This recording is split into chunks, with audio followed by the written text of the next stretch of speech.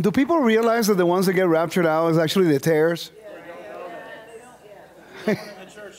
Crazy, right?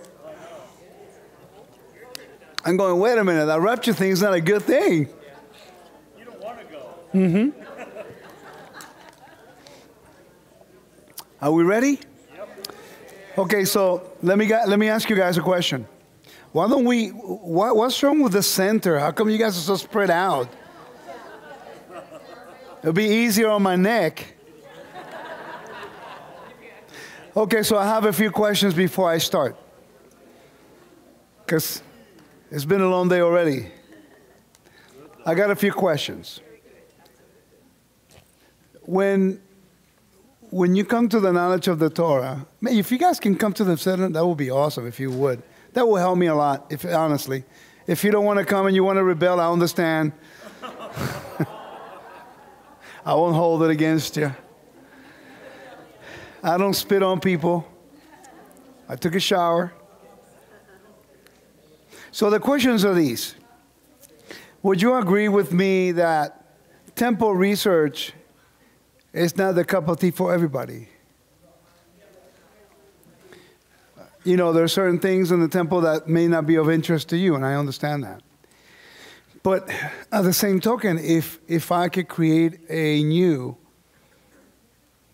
purpose and understand your function, then it's going to create the desire to understand how to do the function. Then you're going to need the blueprint that's going to help you understand how to do it. And that's what really the tabernacle really is.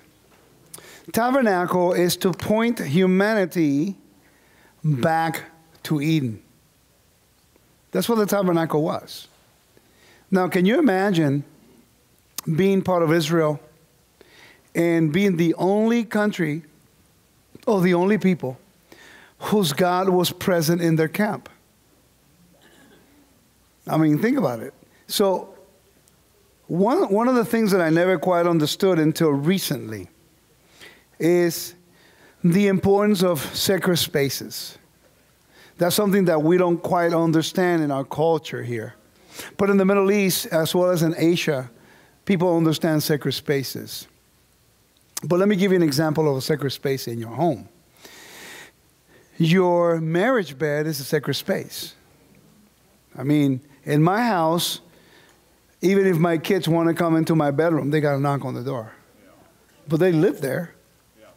But they have to, that's a sacred space. There's a threshold. Anyone who invites, we invite to our home, they do not have the right to just walk into my bedroom anytime they want. That's a sacred space.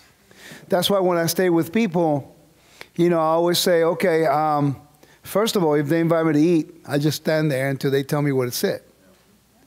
Or where do you want me to? I want to know the rules. It's like, okay, where do I sleep? What can I use? Where I have the freedom of domain? You know what I mean? Where can I go sit? I also pay attention as to the head of the household. What is his favorite seat?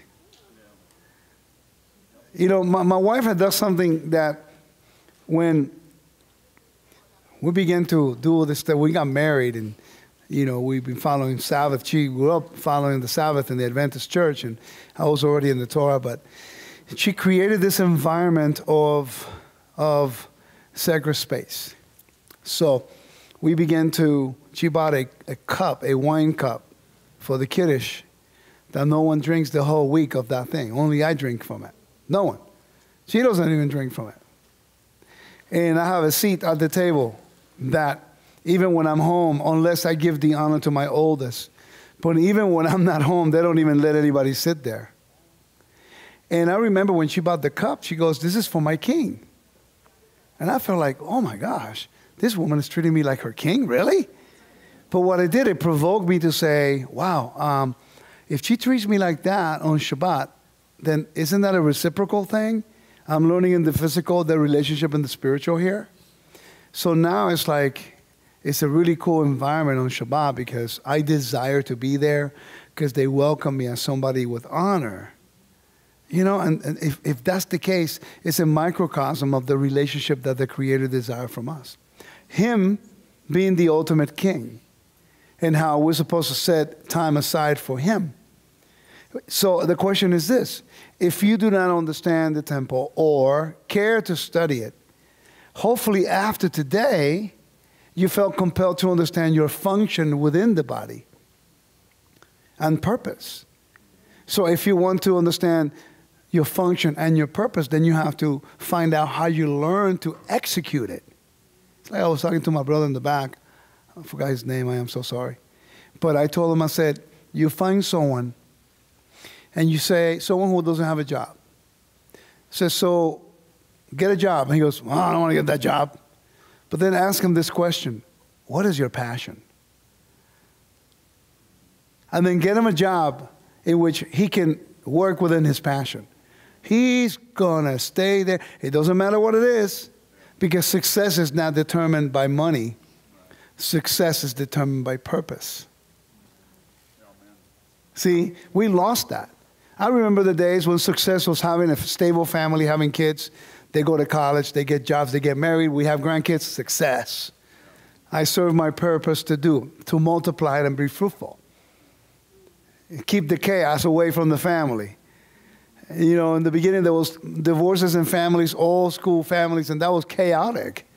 Oh my God, I failed as a father. My son got divorced. You know?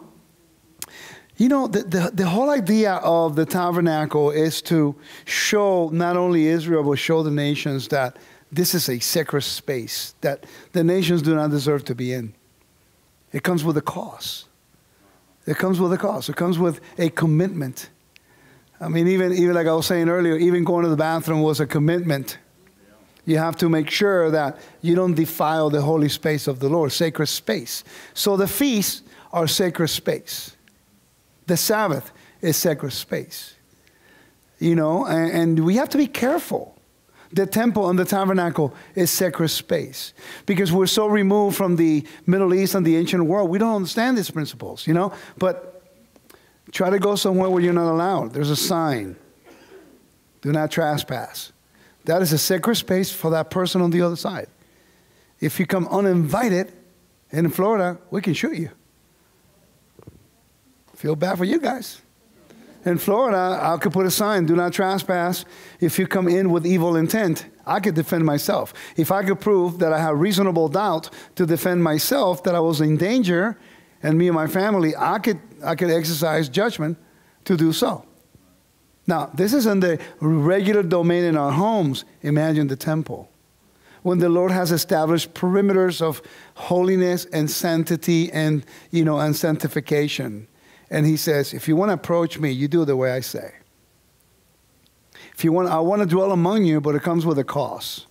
You can't be like the nations. You can't act like the nations. You cannot have anything or any other gods other than me. In other words, I chose you to be my image, to be the idol. And people hate to hear that word, but that's what the word means. Selem, the idol or the image of, So you're not supposed to have anything, because I created you for the purpose of representing me on the earth, not for you to get the worship. That's where the function of priesthood comes into play. The priests were in the image of Adam, and they have the Spirit of God, so that they can direct people to Him. Not so they can be famous, so can they make a great name, so they become... no, that was not the intent. The intent was for the Lord to constantly have a people that He chose in His sacred space, so that Israel will recognize that should have been us, and because of idolatry, we renounce again to enter the garden like Adam. The story keeps repeating itself over and over and over. So, you see a beautiful picture of the tabernacle. The cloud is what makes the tabernacle a home. I mean, if I teach the tabernacle now, it's completely different than ever before.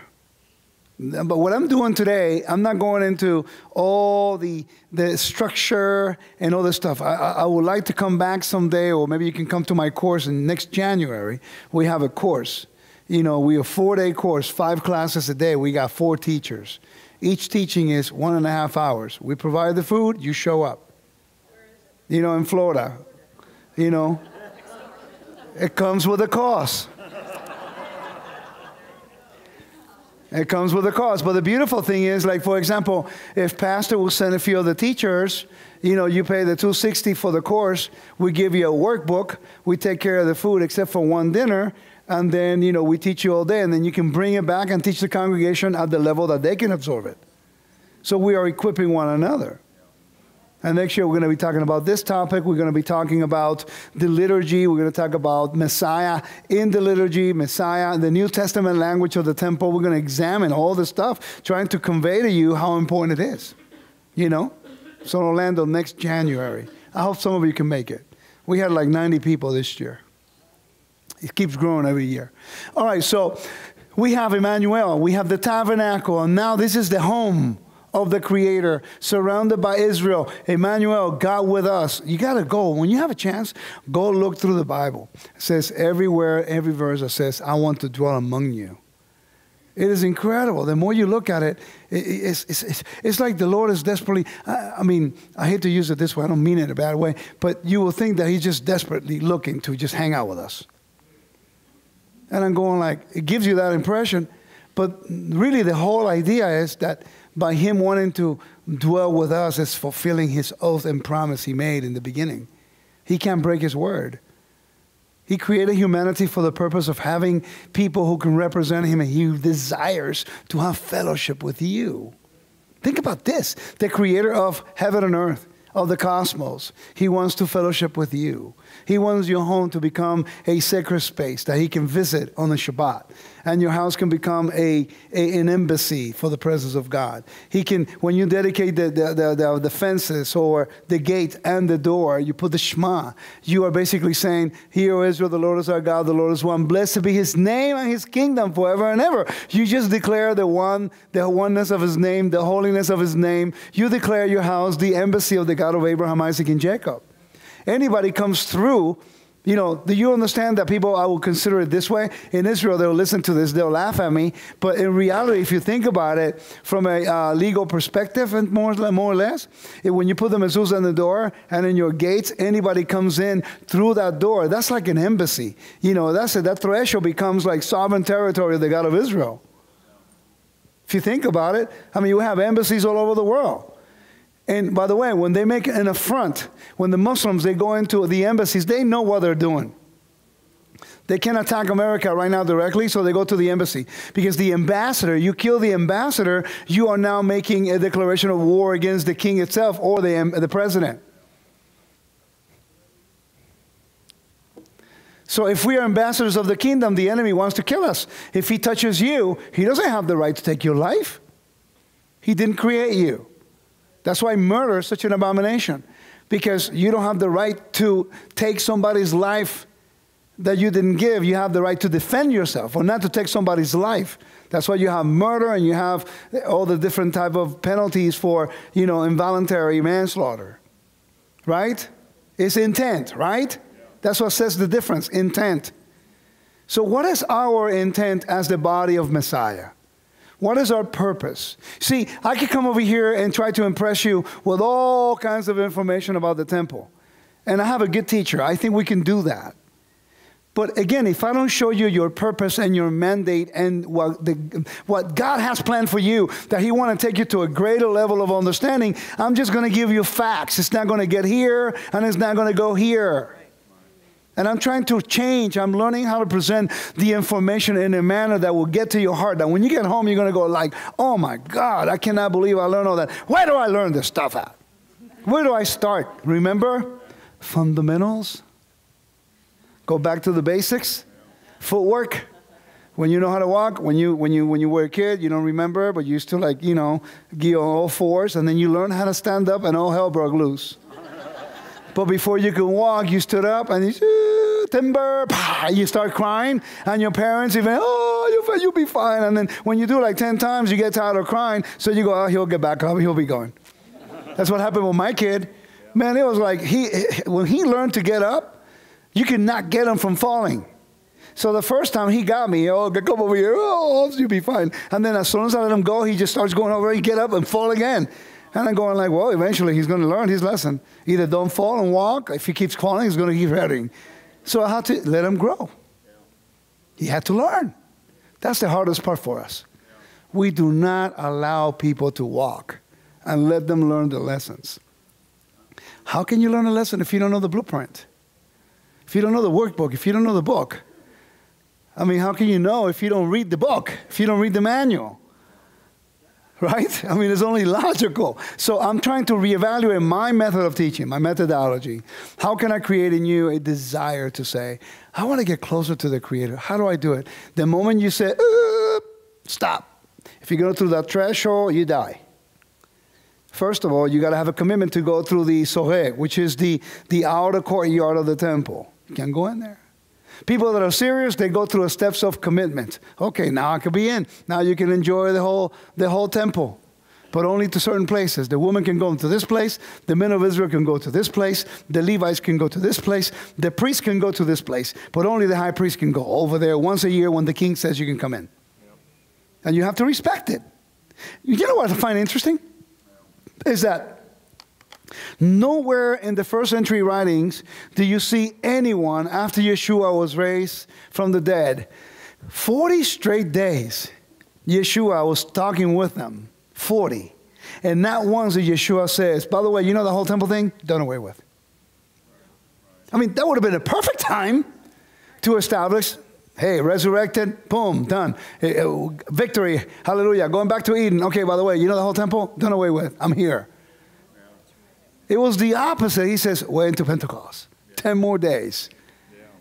You're going to have your complete freedom on Pentecost. The Spirit of God is going to blow on your nostrils again and make you a living soul again. Pentecost became Sinai, and Mount Sinai became Eden again. You follow? It was the opposite.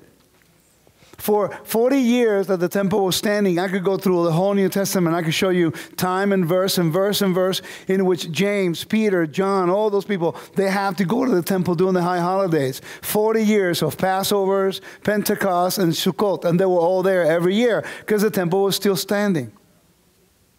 No one in 40 days, Yeshua never said, and by the way, you know the whole priesthood thing? New priesthood. Done away with. Don't worry about it no more. I mean, that would have been a perfect opportunity for Yeshua to say, okay, guy, let's go storm the temple. He resurrected from the dead. I mean, that's a miracle. Hello, a miracle in itself. Who's going to tell him anything? Well, Yeshua knew it was illegal.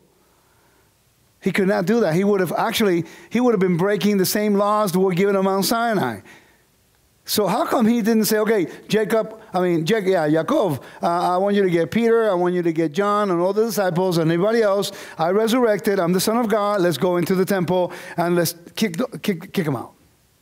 Did he do that? Nope. Why? We have to ask that question.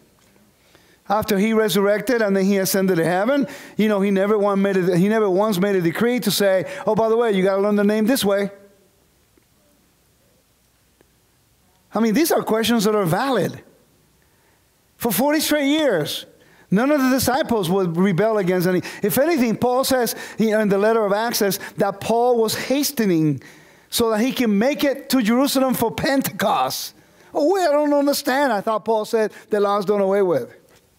So why does he need to run to Jerusalem to keep the feast? You know how difficult it was to travel the Mediterranean in the first century? Have you ever studied the maritime travel in the first century in the Mediterranean Sea? You should. It's quite interesting. The book of Acts gives you clues. See, you just read it, but you don't even think about those things. See, you can tell I have way too much time in my hands.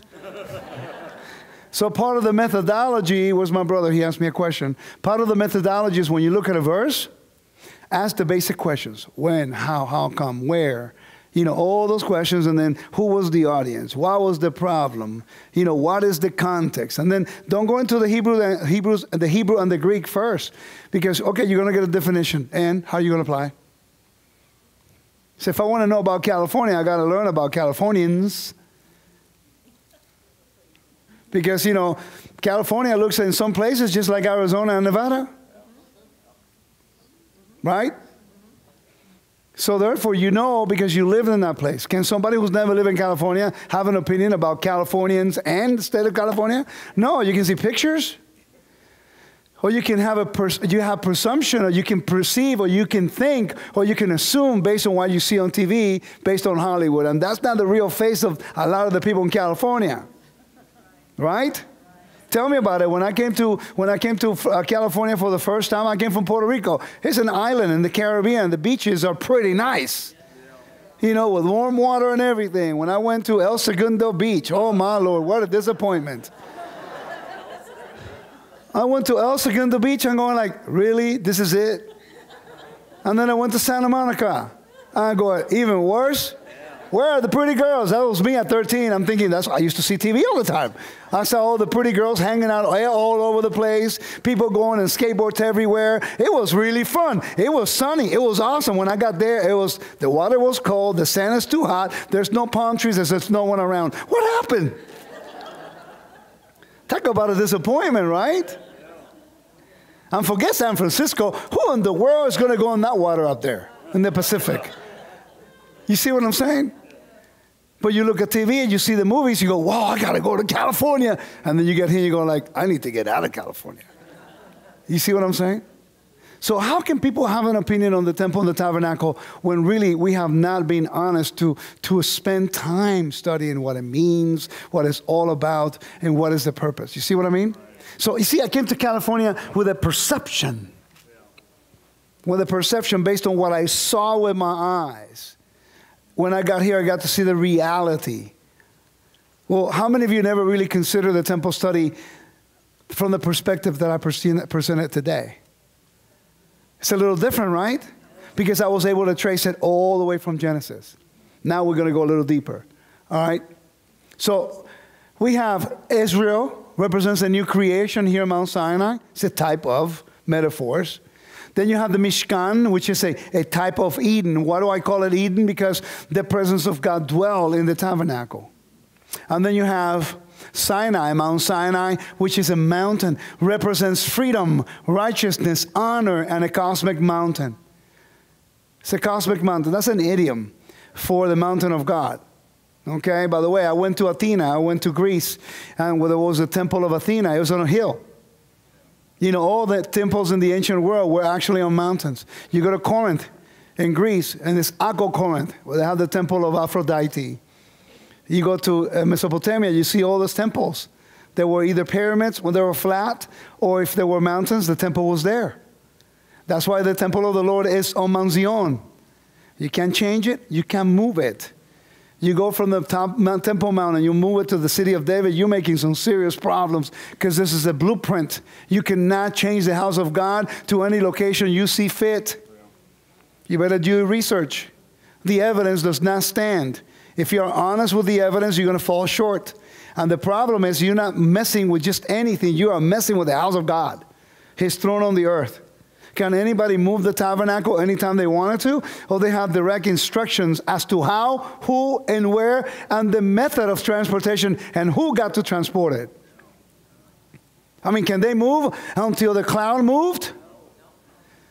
If Moses or Aaron decided, oh, I don't like it, it's too hot on this side, can we move a little bit more towards that mountain? Because look, in the afternoon we get the shade. It's not about your convenience, it's what it represents. Somebody would have touched that tabernacle. Oh, my Lord, Korah tried, and he died. So we have to understand these things. So Egypt represented chaos, sin, death, exile, oppression, chaos. Now, the Garden of Eden as the tabernacle and temple. Interesting that we have a water proceeding out of Eden. And we have in the book of Ezekiel talks about water proceeding out of the temple. Let's go to Ezekiel 40 something. Can't remember right now. Ezekiel 40 something.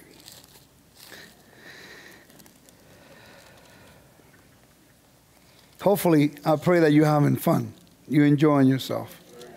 I so appreciate Pastor for having me, and, you know, I'm having a good time. Can somebody find where the water is proceeding out of it? I think it's chapter 40, right?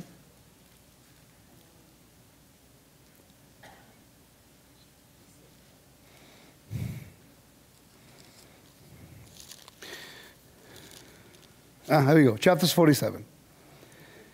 Yeah.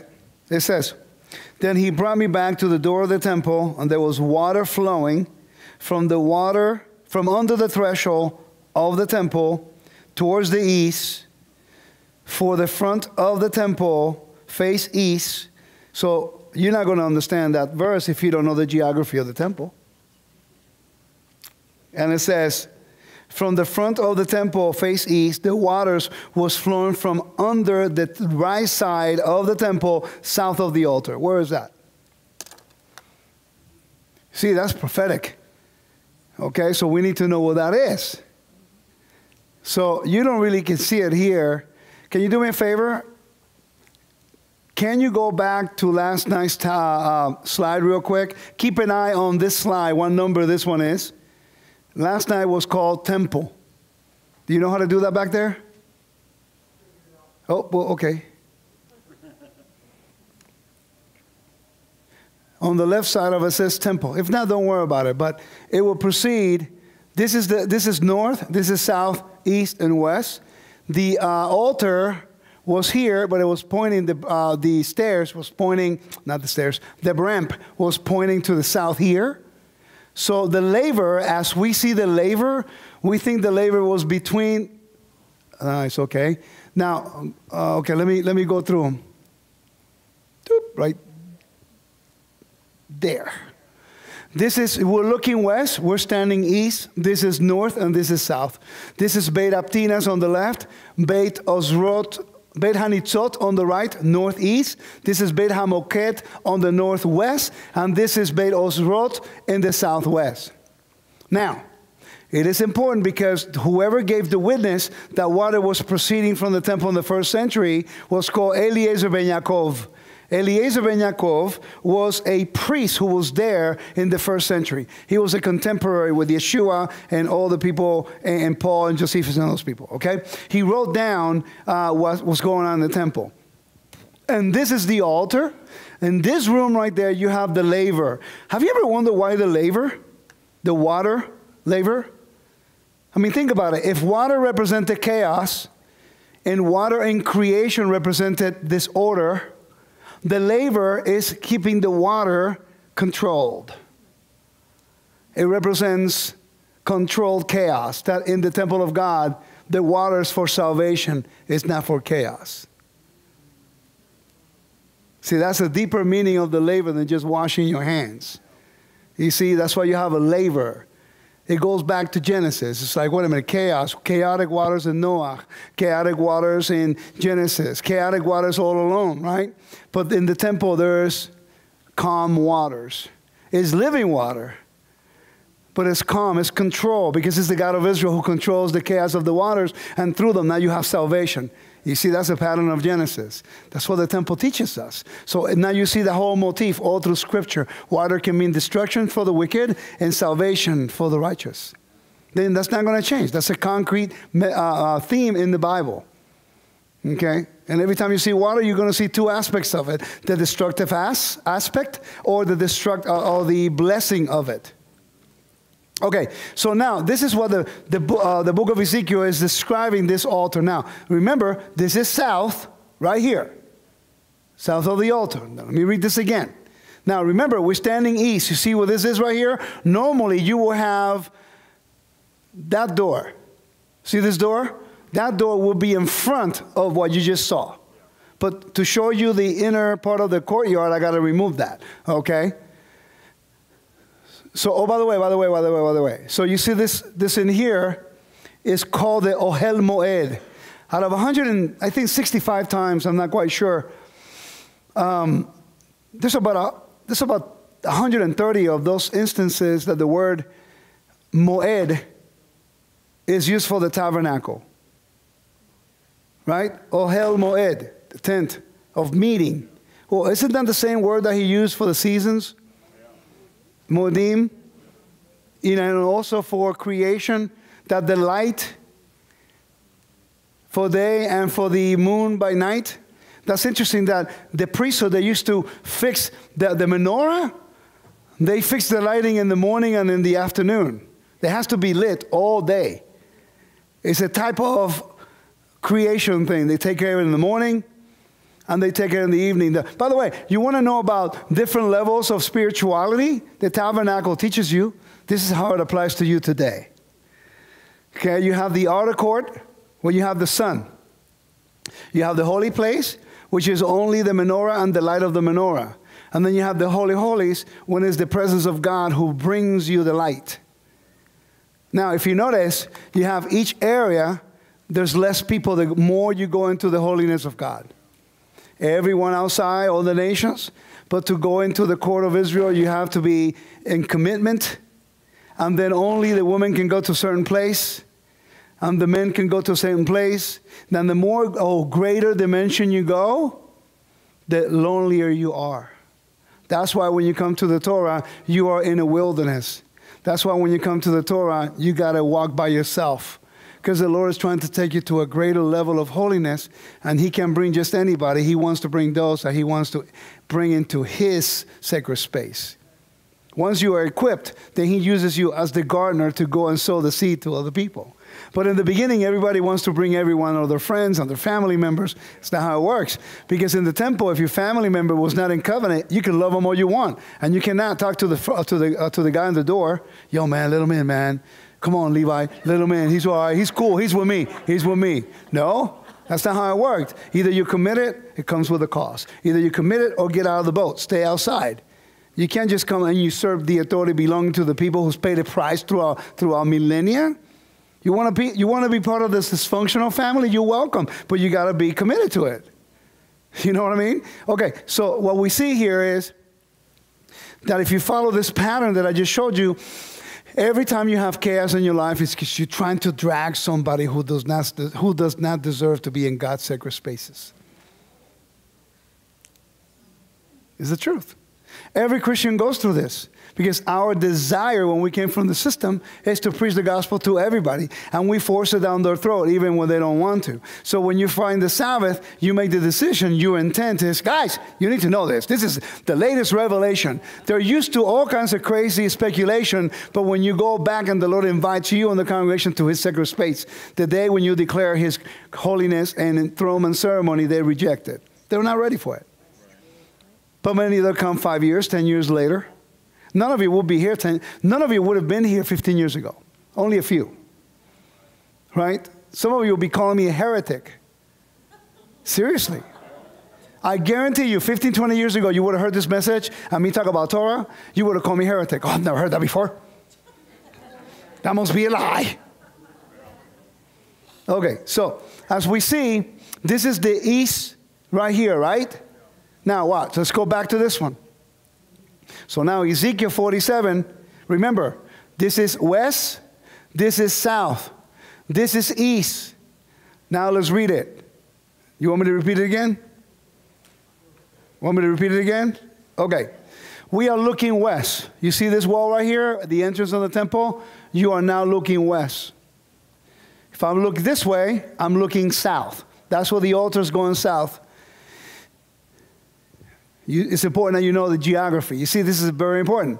The book of Ezekiel is talking about geography of the temple. He doesn't need to specify.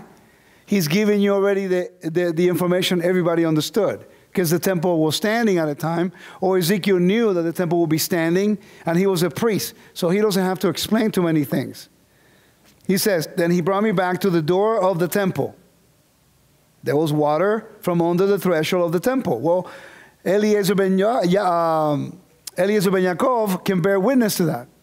Because he actually wrote down a midot about the water proceeding from the temple. It was 1 amot wide and 1 amot deep.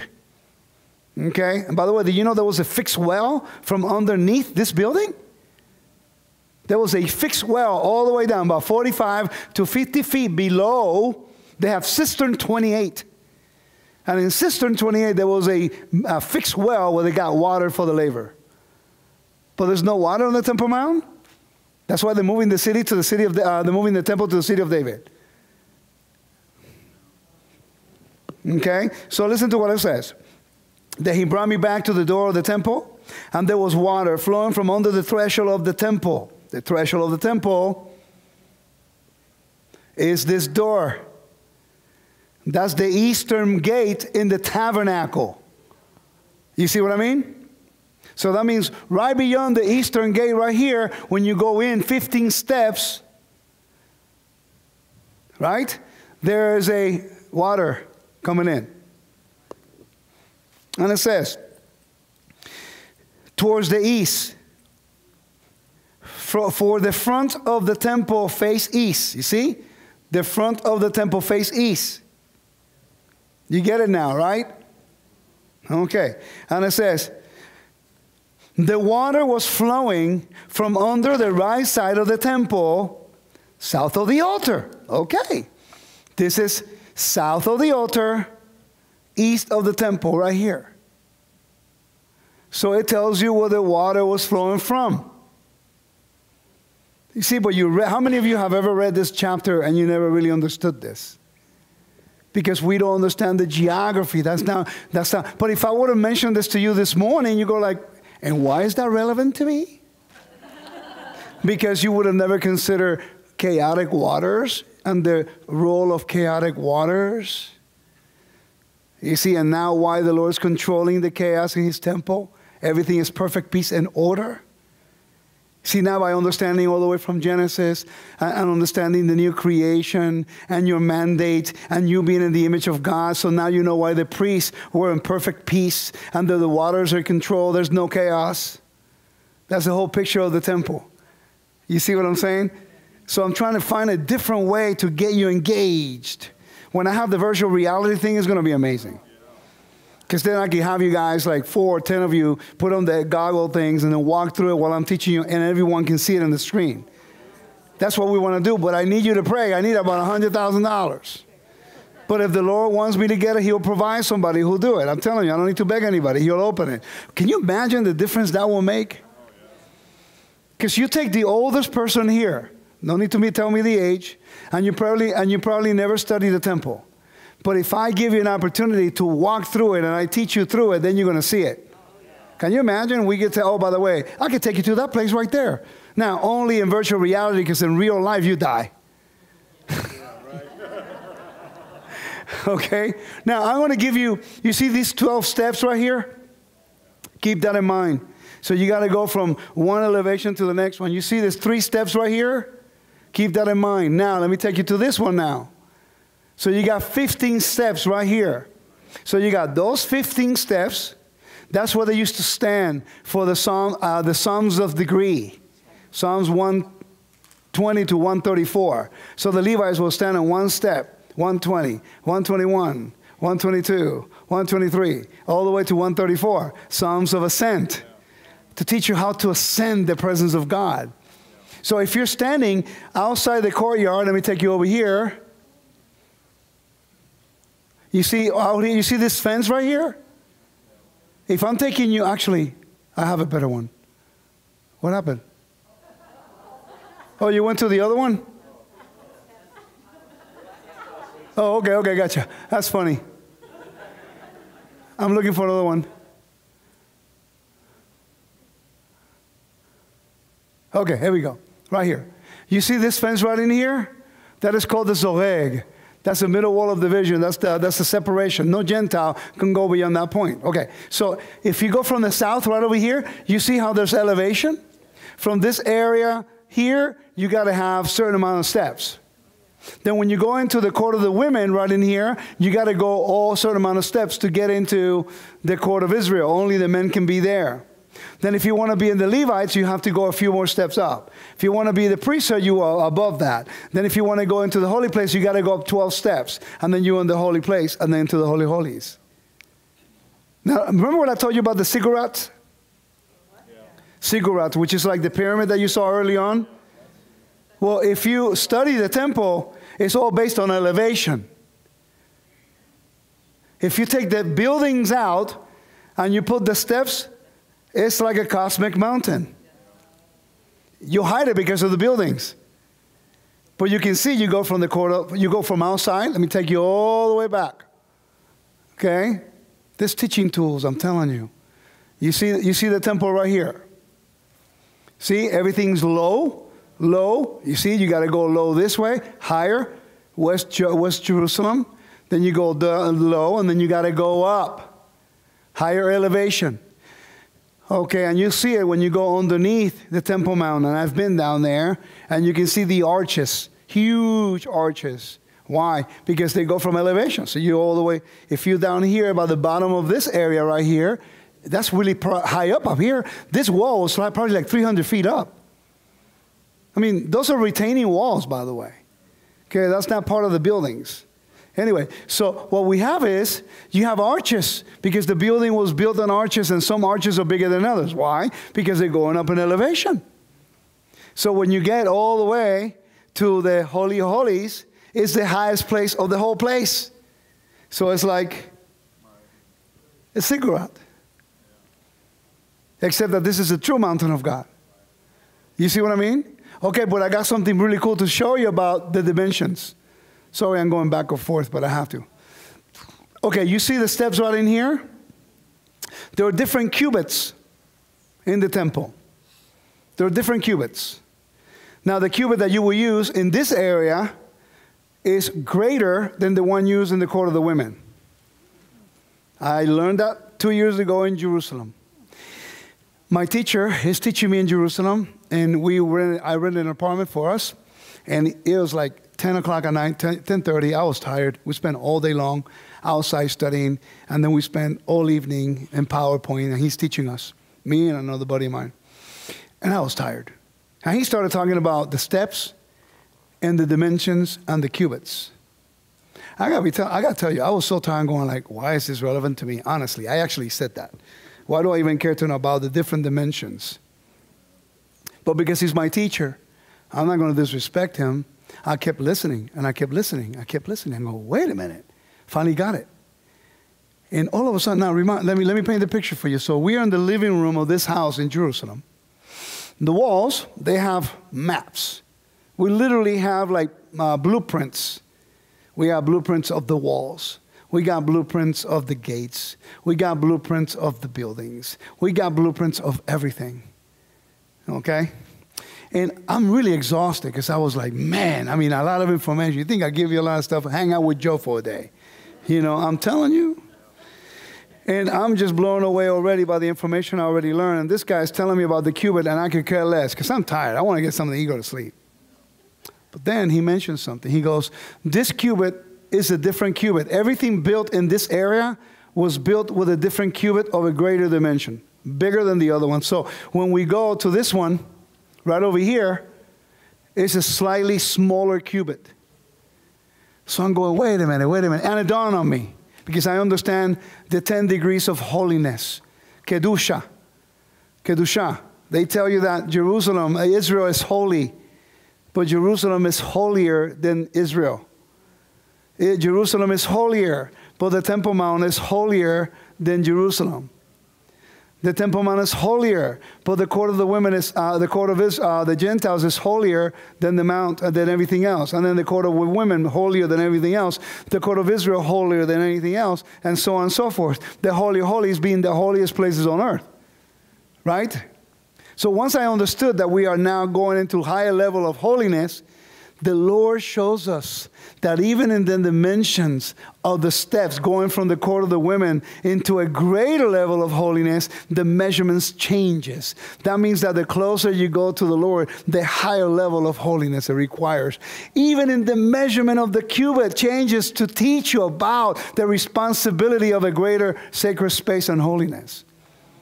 And what's interesting is that when he said that, I stopped. I literally got up. I said, wait a second. Wait a minute. You mean to tell me that even in the measurements of the buildings, God is teaching us what a greater holiness is? And Joe goes, well, yeah. He get all excited, you know. Yeah, you got it. And then I said, oh my God. And I went to Ezekiel 43, verse 10 to 12. Let's go there.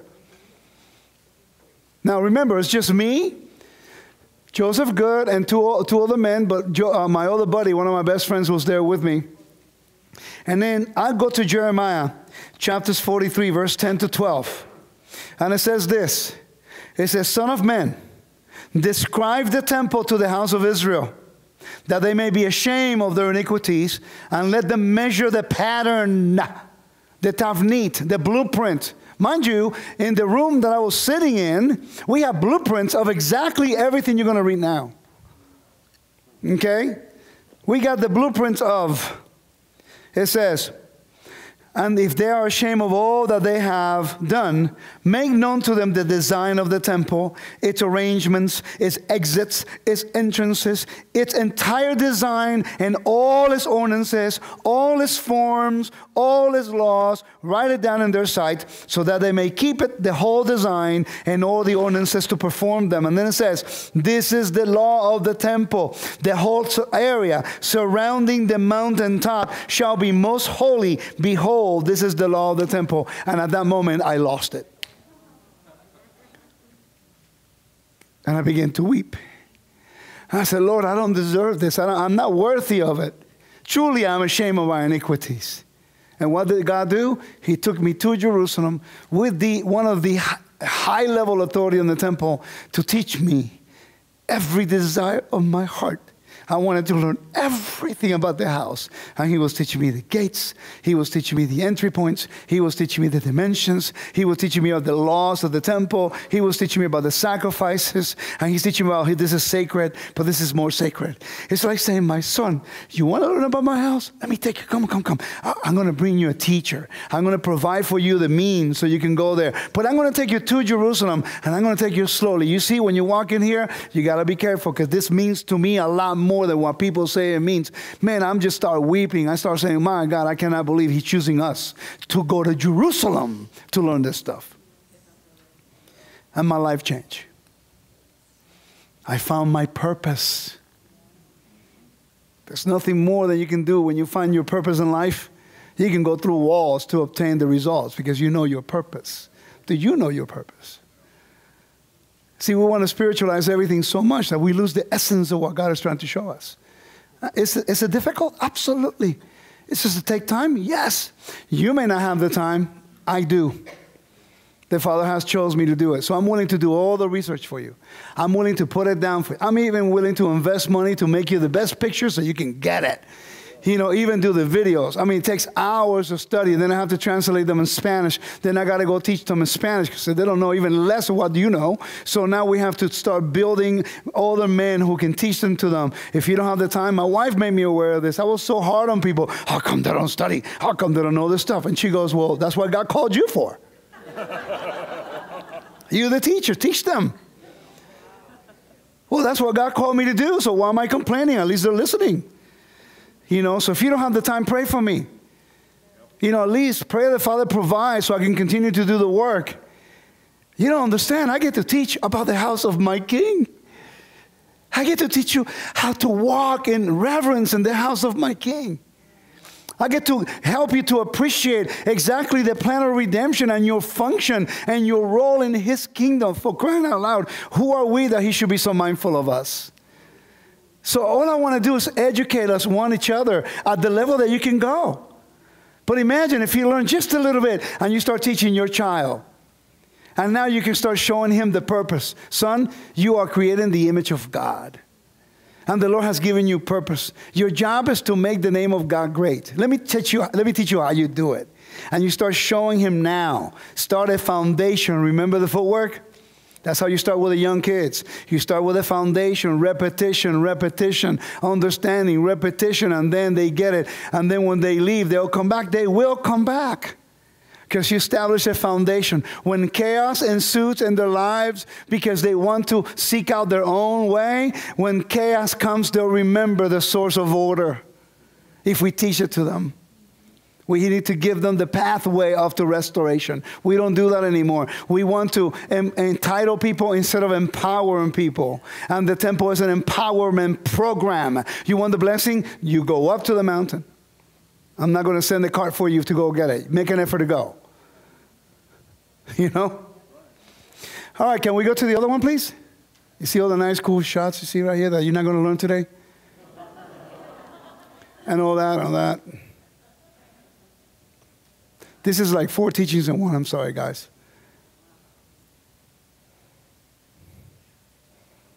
Are you getting something out of this? What slide was it?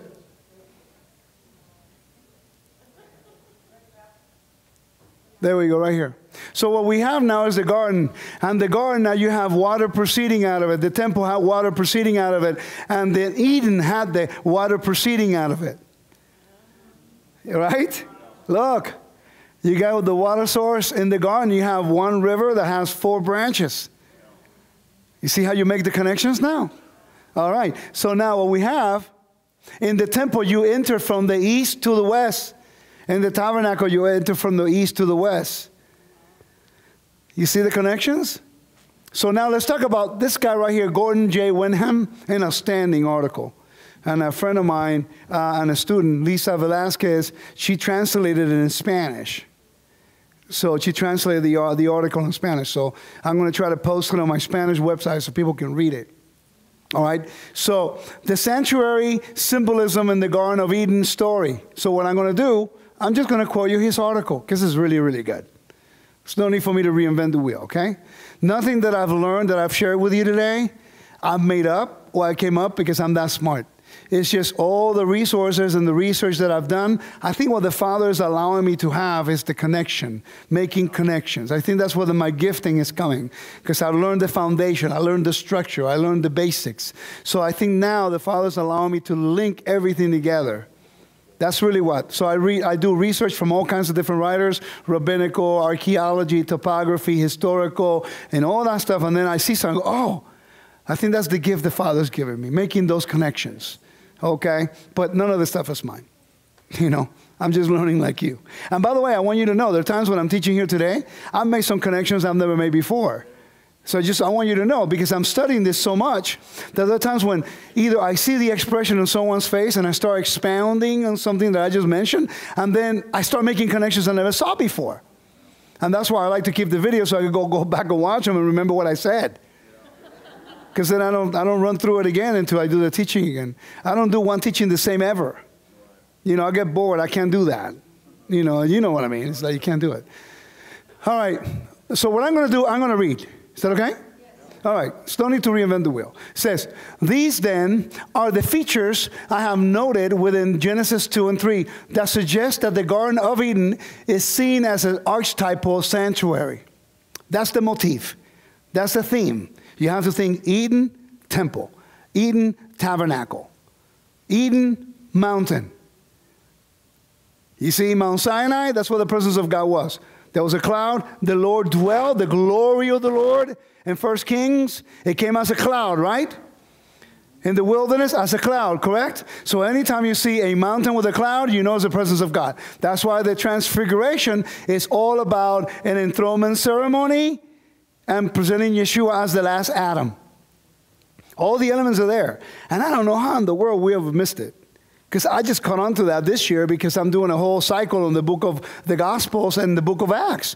So when I'm studying this stuff, I go back and the section that I was supposed to teach last week was Matthew 14 to 17. And when I read Matthew 17, I go, oh my God, there it is. And I read that thing thousands of times and I never thought about it. It's just something connected there, you see? All right. It says, the surrounding material supports this interpretation. Genesis 1, verse 1 to 2, verse 3, tells of the creation of the world in 6 days. Interesting. That's a pattern. You have the priesthood was sanctified for 6 days. On the 7th day, they became priests. It happened at the door of the tabernacle. Right? So then you have the feast happens every 7 months. You count from Passover to Tishri, from Tishri to Passover. Then you have 7 days unleavened bread. Then you have 7 weeks to Pentecost. Then you have 7 days, on the 7th month, then you're going to have, Sukkot, the 7 days, on the last great days. Is this making sense? Everything's patterns of 7. Even your menstrual cycle is based on 7s. You know, the labor was based on the measurement of the labor was patterns of 7. 40 seah. You know, gestation period of a baby is 40 weeks. Everything's just patterns of 7. Okay, that's an amazing perfection, right? Because it means ruleship, enthronement, all that. Cycling, renewal. You know, that's why the woman has to wait until after 7 days. Everything's renewed in her womb. That's why you have the 6 days, and the 7th is the day of rest. You have 6,000 years, and the 7,000 year is also the millennium. It's the year of rest. That is basically the enthronement ceremony on the earth of Messiah. So all patterns of 7s. It's never ending. It won't stop. You're going to see them everywhere now. Even in the measurements of the temple, you find them. okay? It says, the parallels in phraseology between the conclusion of the creation account in Genesis 1:1 to 3 and the tabernacle building accounts in chapters 25 to 40 have long been noted, okay? Let me move on. It says, this guy is really good. Moshe Wainfeld, if you can get any resource from him, get it. Moshe Wainfeld. He has a book called Righteousness and Justice in the Ancient Near East and Israel. It has to be part of your library. I spent 11 hours on the introduction alone. And I covered on my website, I covered up to 10 chapters. I literally studied the book and then connected with everything in the Bible. Righteousness and Justice in the Ancient Near East and Israel by Moshe Wainfeld. If you go to my website, go to the yeshiva for monthly members, go to the yeshiva section, and there's one of the courses there. It will blow you away. It would actually explain to you why Yeshua died on the tree. Represents permanent freedom. He's the light of the world. Anyway, it's another topic. You're going to have to bring me back for that one. All right. It says, more recently, Wainfeld argued that God's rest on the first Sabbath corresponds to the resting or dwelling in the tabernacle. Further, that the completion of the universe parallels the completion of the tabernacle. That's why I keep telling you, the tabernacle is a cosmos. It's a type of a cosmos. It's a restoration of the presence of God. So Israel is changed from slaves into holy people, right? And they wash their garments. They cleanse themselves. Then they hear the voice of God. And now they're a holy nation, a peculiar people. Very peculiar. They're supposed to be Adam and the earth. Humanity restored. Eden restored. The whole camp is holy. The whole camp represented the cosmos in its perfect state, and the glory of God dwelled within them. Hello. And they rather worship something that was created. You see now the abomination is like, okay, you didn't learn your lesson? You had chaos in Egypt. You want to hear now. And by the way, after they worshiped the golden calf, what happened? Didn't Moses grind it down, the calf, and he threw it in the brook that was coming down from the mountain, and he made all of Israel drink it, and 3,000 die. And then on the day of Pentecost, hundreds of years later, the Spirit of God again breathed on the people. 3,000 people come restored in the day of Pentecost after Yeshua resurrected. Full restoration. 3,000, 3,000. Finally got a wow today. Hallelujah. Waited all day long until like 3:30. Thank you. All right. Oh, man, it's cool. On the interpretation of Genesis 1, there is a very smooth transition to chapter 2 and 3. Admittedly, there are changes in the symbols used, but all three chapters look forward to the construction of the tabernacle. So what I would recommend for you is, when you study Genesis 1, 2, and 3, think tabernacle, Eden as a temple. And it'll really change. That means that, you know, when he put the cherubs to protect the way of the tree of life, that's represented by the veils in the temple and the Ark of the Covenant with the cherubs on. So now we know what the Holy Holies represents Eden. So in the temple, right, that place in the temple in Jerusalem, that's where Eden was. That's why if you move that location, you're in trouble. Go ahead and move it to the city of David, see how it goes with you. You mean to tell me you're going to move the presence of God to where you think it fits? This is a blueprint. By the way, who is an architect? Anybody? In architecture, construction? Construction, architecture? Okay, so if I'm the architect, I make the plans for this building. I may not know a lick about construction, but I know how to build it. I know how to design it. I know the rules. I know the rules of construction. I know how to do this, the beams, everything. Then you're my contractor, right? Your job is to read the plans.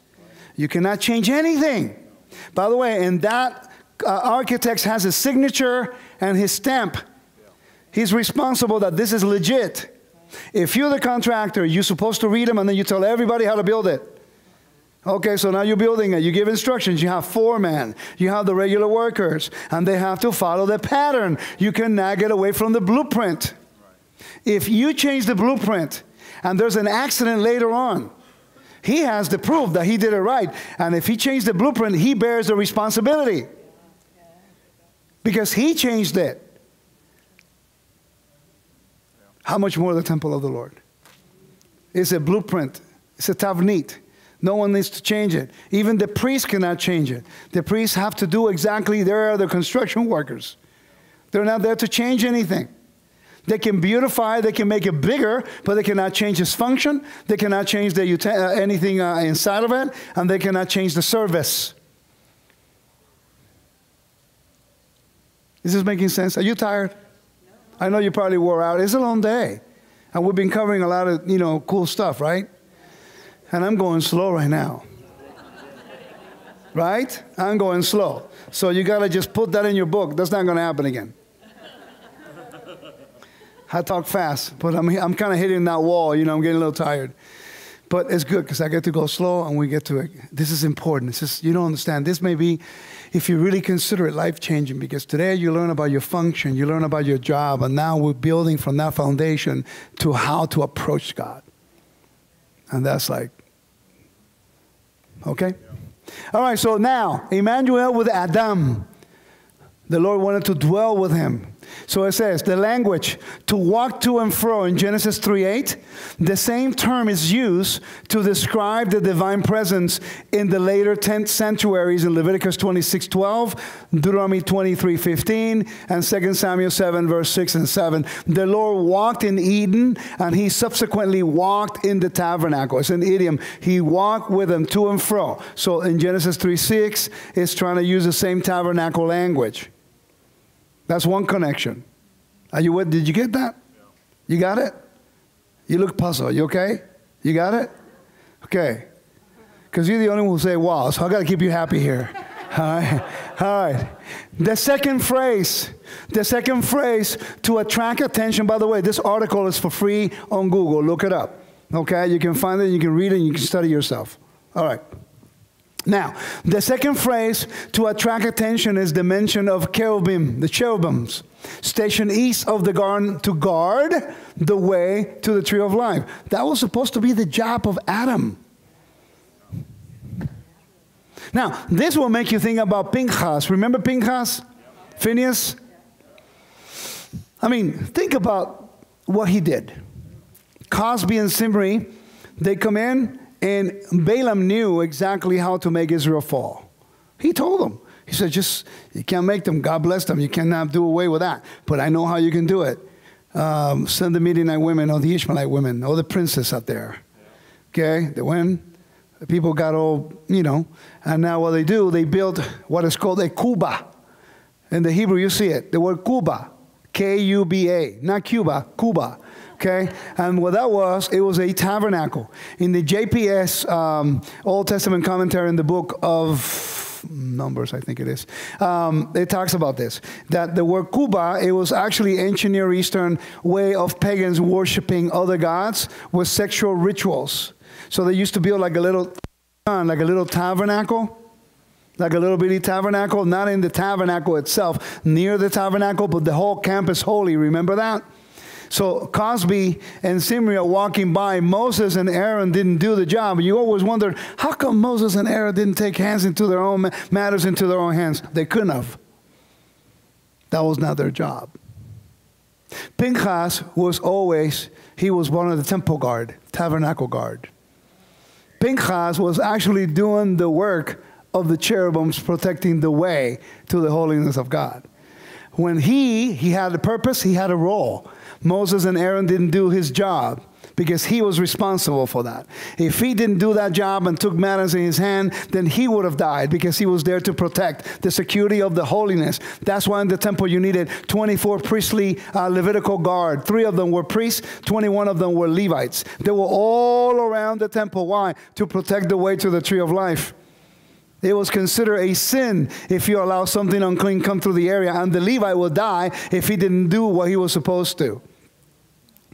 So now Pinchas standing east of the threshold of the temple. In Chronicles it tells you that his lineage was in charge of the tabernacle guard.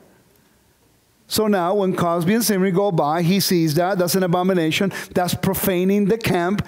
He defended the integrity of God, the honor of the Lord, and the holiness of the camp, and he killed them. That's why the Lord was pleased. Because the Lord says, you protected, you did what I called you to do. You acted according to your mandate. You acted according to your function. You did, and you did it because you love me more than anything else. It's not endorsing murder here. It's the end result of them profaning the camp. But if Pinchas didn't do that, then he would have been guilty. Because remember what I read you earlier? The priests bear the guilt of the sanctuary and the whole camp. You call yourself a priest, that means that you bear the guilt of all of Israel. You change the feast, and you change the temple. You change the function of the temple and the blueprint, then you are responsible. Are you willing to go for that? People they do all kinds of crazy stuff. They don't really know about these things, the legality of it. We need to learn the legality. Okay, so now that we got that, by the way, the whole thing about Pinchas, I never really saw that way until I read this article. When I read the article, makes sense now. Because I studied the tabernacle, and I knew he was part of the temple guard. So I go, okay, now I get it. That was his function. No wonder Moses and Aaron didn't do anything. They couldn't have. That was not their job. They would have been encroaching on his job. And there's such a thing as encroachment in the temple. The Levites will sing. They were part of the choir. A priest maybe had a better voice than the Levite, but the priest cannot just say, yo, man, can I sing with y'all today? Yo, man, can I sing? I think I can sing better than you. So get out. I'm going to take your place. No, that's not how it worked. You know, if you had a good voice, sing the Aaronic blessing. That's it. But you can't go and do the job of the Levites. And the Levites can say, yo, man, you're not killing the animal the right way. Come on, I'll do it for you. No, you can't do that. Oh, I don't like the way. The Levites didn't like the priest, the way they were manipulating the blood. Or he didn't like the way he tossed the blood on the base of the altar. The Levite would not just say, yo, man, give me that. You don't know what you're doing. Even if he knew how to do it better, it didn't matter. That was not his job. That was not his function. Well, do it in your job. Well, what do you do for a living? You retired. Who's still working? Raise your hand. Okay, what do you do for a living? There you go. For who? Any kind of firm, or what is it? Okay, so do you have nurses and doctors there, or just? Okay. When the nurses try to do the job of the doctors, how do the doctors handle that? Do they last very long when you have a nurse who thinks she knows more than the doctors? Right? Right, there's friction, there's chaos. By the way, California is known for this. You got all the driving going around. Man, in the interstate, chaos only ensues when somebody encroaches on your lane. Simple. It's quite simple. If everyone goes at the speed limit they're supposed to, maybe a little bit more, but if you go too slow, if you go too fast, you can create chaos. And then you have what is called, that I have a tough time using, it's called a light signal. The light signal, yeah. The light signal, there's nothing that really bothers me the most, and I'm driving and this guy going, yeah. But then I find myself doing the same thing. So it's like, but if you put the light signal, what you're doing, you're being courteous, and you are asking permission so that you can encroach in someone else's lane. His job is to either grant it or not granted. If he doesn't grant it, then you have road rage. You never thought about that like that, right? So if you go against the traffic, guaranteed eventually it's going to be a crash, so that's chaos. But if you're going towards the same direction and there are exits on the left, there are exits on the right. And then you go at the speed limit, and then the GPS even tells you if there are cars on the shoulder so that you don't get into an accident. They even tell you, Waze even tells you, well, there's going to be a cop so that way you can slow down. You know what I mean? Come on. It's so simple when you follow the rules, right? But if you decide to one day, I want to have fun, it's kind of boring to drive in California. Let me just go against the traffic. I'm going to go south when I'm supposed to go, north. Is that going to work well for you? No. So that means if you stay in your lane, you're going to be okay. The temple is the same way. Everybody had a function, everybody had a job, everybody had a mandate, and they all flow perfectly until someone encroaches on somebody else. Look it up in the Bible. Every time there's chaos in the temple, somebody's encroaching on somebody. Uzzah. Poor guy. He was a priest.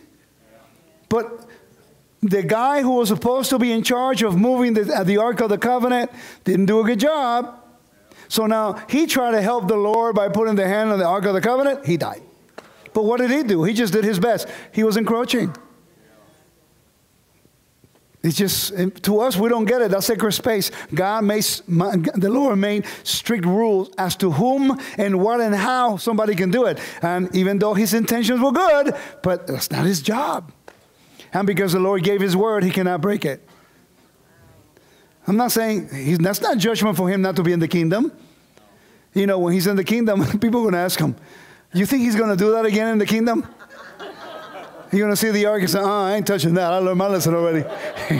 You know, you want to touch it? Go ahead. Imagine when he hears that people are saying that the temple was moved to the city of David and all that stuff, and he's going to go like, they doing what?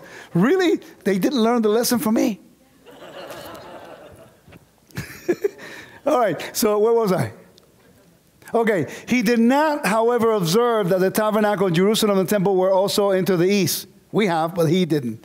But again, this guy was a genius, a rabbi from Italy, Casuto. It's one of the few rabbis who actually study the Bible from the ancient Near Eastern perspective. It's incredible. He never really dawned on him that the entrance to the garden and the entrance to the tabernacle and the temple was on the same way. And we get it. Isn't that crazy? It was in the time. It was in the time. All right, here we go. It says, the entrance of the garden was guarded by cherubims. It's another indication that it's viewed as a sanctuary. For cherubim, Akkadian kuibu, were the traditional guardians of holy places in the ancient Near East. In Solomon's temple, 2 cherubims guarded the inner sanctuary in 1 Kings. They were huge, 10 cubits high, and their wings was 10 cubits. Okay? It says, 2 others on top of the ark formed the throne of God in the inner sanctuary. And pictures of cherubim decorated the curtains of the tabernacle walls and of the temple. That is so true. Go read those verses. They decorated everything. I mean, it's really cool stuff when you go back and you read this. All right. The third feature that suggests the garden should be viewed as an archetypal sanctuary is the tree of life, whose fruit gives eternal life. The idea that fullness of life is to be found in the sanctuary is, of course, a basic principle of the sacrificial law and a recurrent theme in the Psalms. Trees were sometimes planted by the patriarchs at places where they worship as covenant, right? And it were a regular feature of Canaanite and later shrines. More interesting still is the observation of Carol Myers that the tabernacle's menorah was stylized as a tree of life. So now we know that the menorah represents the almond tree. So what is the tree of life? An almond tree. You see, it's not that difficult when we understand these principles. How do we know? Well, the staff of Moses is an almond tree, right? And then you got a burning bush in the wilderness. You know, do you know that where Moses was in that burning bush became sacred ground? And that's why he says, remove your sandals, for where you're standing is holy ground. Sacred space. Okay, that's why there was no Israelite who would wear shoes in the temple. You know why? Sacred ground, but in the ancient Near East, wearing shoes over a piece of real estate represented ownership. So that's why the Lord told Israel, anywhere where your sandals or your feet touches is yours. That's why he told Abraham, go and measure the land to and fro, to the north, to the east, to the south, to the west, when you walk it. It's like when you buy a piece of land, you got a survey of the land, and they put fences around, and they put like little, what do you call it, sticks on the ground, the stake. Okay, that's the equivalent as if I go around and start walking around it in the ancient world. But in the temple, you cannot do that because you don't own it. It's sacred space. It belongs to God. That's why you never wear shoes, because it shows ownership, and you have none in the temple. You are just a guest. Okay? All right, let's move on. Fourthly, the description of Adam's job in Eden also suggests it is a sanctuary. He was told to tilt and keep it. Le'avodah u'lesamra. They said the Midrash drew attention to passages where these terms were used separately. It did not note, though, that only other passages in the Pentateuch, of the 5 books of Moses, where these verbs are used together, are to be found in Numbers 3, 7, 8, 8:26, 18, 5, and 6, of the Levites' duties of guarding and ministering in the sanctuary. If Eden is seen, then as an ideal sanctuary, then perhaps Adam should be described as the archetypal Levite. Or the Levites represent Adam. People say that Adam was the high priest. Yes. He relinquished that when he sinned. You know. But we don't know in which order, because it didn't exist any. The king of righteousness? I don't know. When we see him in the kingdom, we'll ask him. Yo, Adam, come here, man. I'm doing this. I am doing this. You don't understand. I want to know the mistress of the... Can you imagine asking Messiah, my master, my king, if I found favor in your eyes, will you please answer a few questions? Can we ask you a question? He goes, yes, my servant. And then says, well, what happened in the garden? Adam, Eve, come here. Boy, come here. Okay. My servant Rico wants to know how you knuckleheads messed everything up. And then we go and talk to Adam and Eve. And then Adam's going to say, that woman made me do it. And then she goes, the serpent made me do it. You know, the whole story over again. But it's kind of interesting to know that we're going to go. So you see, so the temple, the job of Israel should have been that. But because of idolatry, they relinquished that. The honor to become the image of God on the earth. You see? And God is trying to restore that. So he chose the priests and the Levites as the archetype of Adam. So you see them dressed in white? Should have been us. Right. Exactly. You see, that's why the temple is going to be restored and the sons of Zadok will be there. But after the millennium reign, it doesn't mention a temple. It doesn't mention anything. You know why? Because everything's going to be restored again and we're going to take our rightful place again. So I would agree that we will be priests on the earth again, but until after the millennium. And because I'm trying to get into the millennium, and I don't know when that's going to happen, I'd rather just wait until the Lord tells me my function and my purpose. Right now, let me just serve. Let me not encroach. You follow what I'm saying? I mean, people want to go to the 8th day, and I don't even know how to get into the 7th day. I had this lady told me, well, have you studied about the 8th day? I said, well, I don't even know how to get into the 7th. I'm trying to learn about the Sabbath. You want to talk about after the millennial reign? Can we get through the first 1,000 years first? Anyway, so okay, special mention is made. Now, this is really cool. A special mention is made of the gold, the good gold, the Havilah, in 2:12. If Eden is seen as a super sanctuary, this reference to gold can hardly be accidental, for the most sacred items of tabernacle furniture were made of covered with pure gold. Even the holy place and the Holy Holies, it was all in gold. Even the floor was hammered up in the time of Solomon, the gold. And it's interesting, that connection I never made until I read this article. You know, how it's saying the gold and the stones. It's interesting, the high priest has all the stones. You know, so here we have the same patterns. You see what I'm saying? Are you getting something out of this? Yeah. All right, good deal, good deal. Man, you guys don't get tired. That's cool. It says, right here, furthermore, thank you. Furthermore, the precious stones, Bedolah and the Soham, are also suggest association with later Israelite sanctuaries. The only other biblical reference to Bedolah is Numbers 11:7, where the manna is compared to it. Exodus 16:4 describes the manna as bread from heaven. And some of it was stored in and beside the ark. Even more important, in the sanctuary were Sohan stones, whatever their identity may be. They were widely used in decorating the tabernacle and temple and the high priestly vestments, the garments. In particular, the 2 stones in the shoulders, right, engraved the names of the 12 tribes and the inset on the high priest's ephod, then presented to God when he carried out the duties. It's pretty cool. So you see, the high priest represents Adam, and he's representing all of Israel and all of humanity. So when Yeshua died and resurrected, the Lord forgave all the debt, not only of Israel, but also all of humanity. And then what does he do? Check this out. The Lord says in Genesis, I put the tree of life here and the olive tree here. You choose. Exodus 30. Yeah, you choose. Exodus 30. Yeah, really? Exodus 30, that's why you looked at them. Okay, Exodus 30 says, I put before you life and blessing, death and a curse. You choose. Right? The same pattern. So the Lord forgive the debt of all humanity. All they had to do was take the oath, and all of humanity would have been restored. But they chose to still eat of the other tree. So they go away, get into dispersion. They go away into the exile. Who you study temple? You know a lot of temple stuff. Man, thank you. You don't see that many leaders teaching on this stuff. Do you know how awesome it is to go somewhere and people actually have an idea what I'm talking about? It feels so cool. Oh, man, because now I know that you guys have studied some of this stuff. So I'm going, yes, I could go like 20,000 miles a second. All right, so we got this down. Okay, the next one. The brief account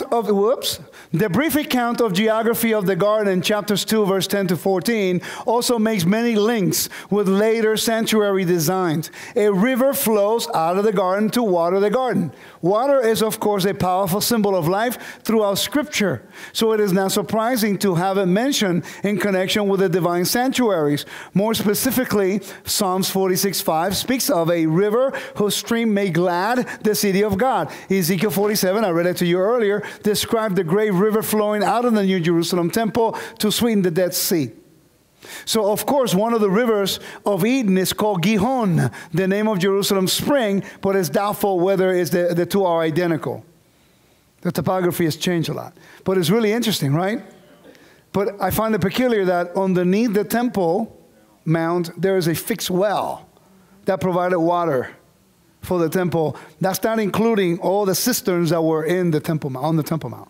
Okay, I could talk to you about that later.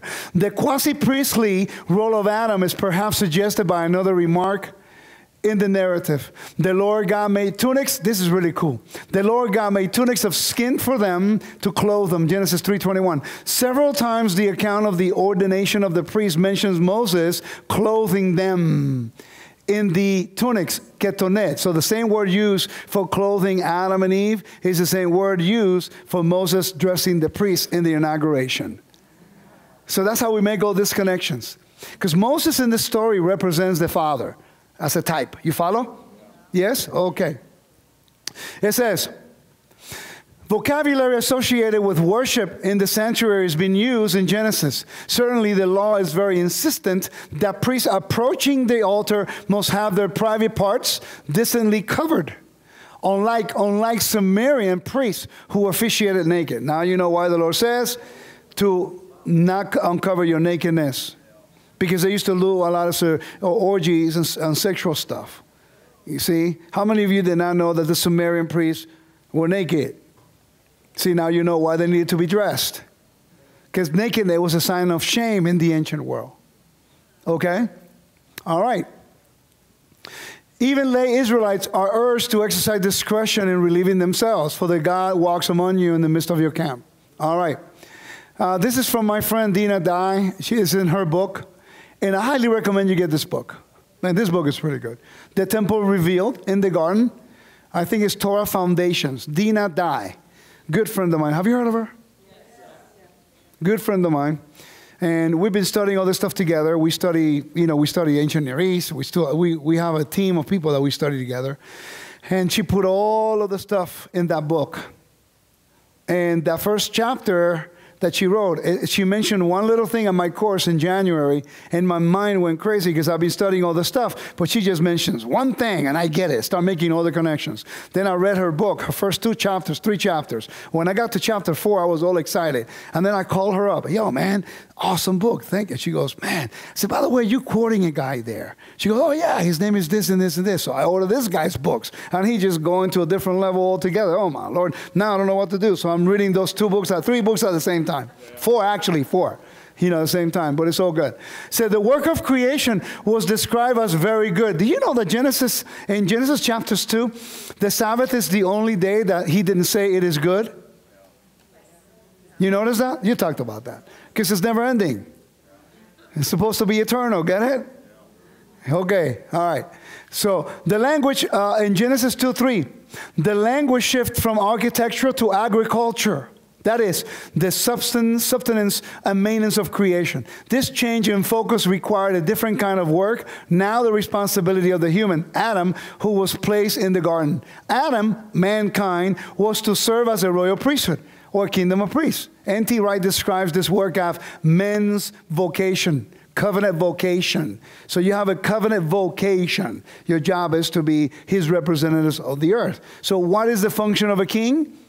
To be the image of God on the earth, to do righteousness and justice. What is the function of a priest? It's to be a benefactor and a mediator and intercede between you and the Father.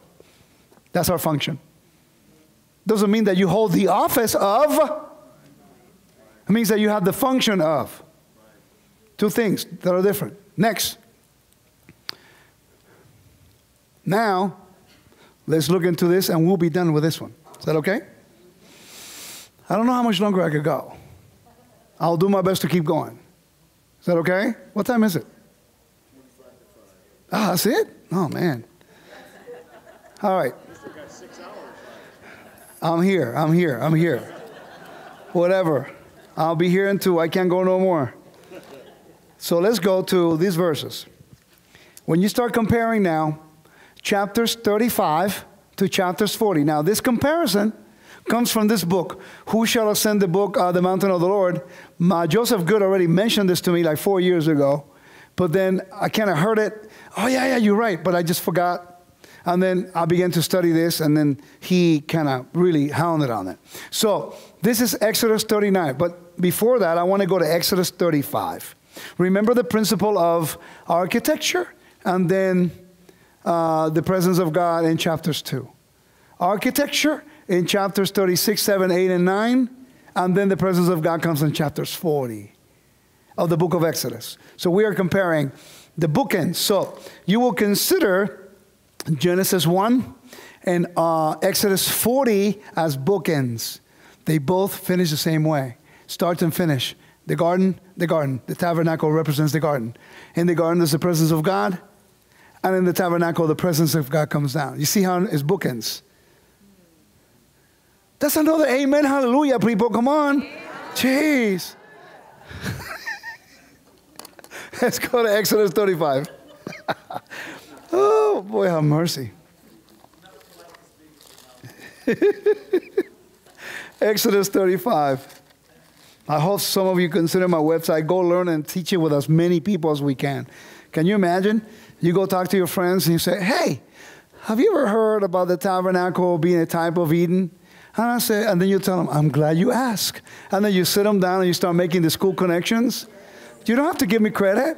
I could care less if you said Rico said it. No, as long as you quote from the scripture and you make the name of God great, that's all I care about. Wisdomintorah.com. In Torah. Wisdom in Torah. Yeah, I-N. Wisdom in Torah. Okay, so in Exodus 35, you have Moses, who's a type of the Lord in this case. It's a type, okay? It says that Moses gathered all the congregation, the children of Israel, together and said to them, these are the words which the Lord has commanded you to do. Work shall be done on the 6 days, but on the 7th day shall be holy day for you, a Sabbath of rest to the Lord. Whoever does any work, well, you already know, right? Interesting that he goes right to the Sabbath, and then he goes into the construction of the tabernacle.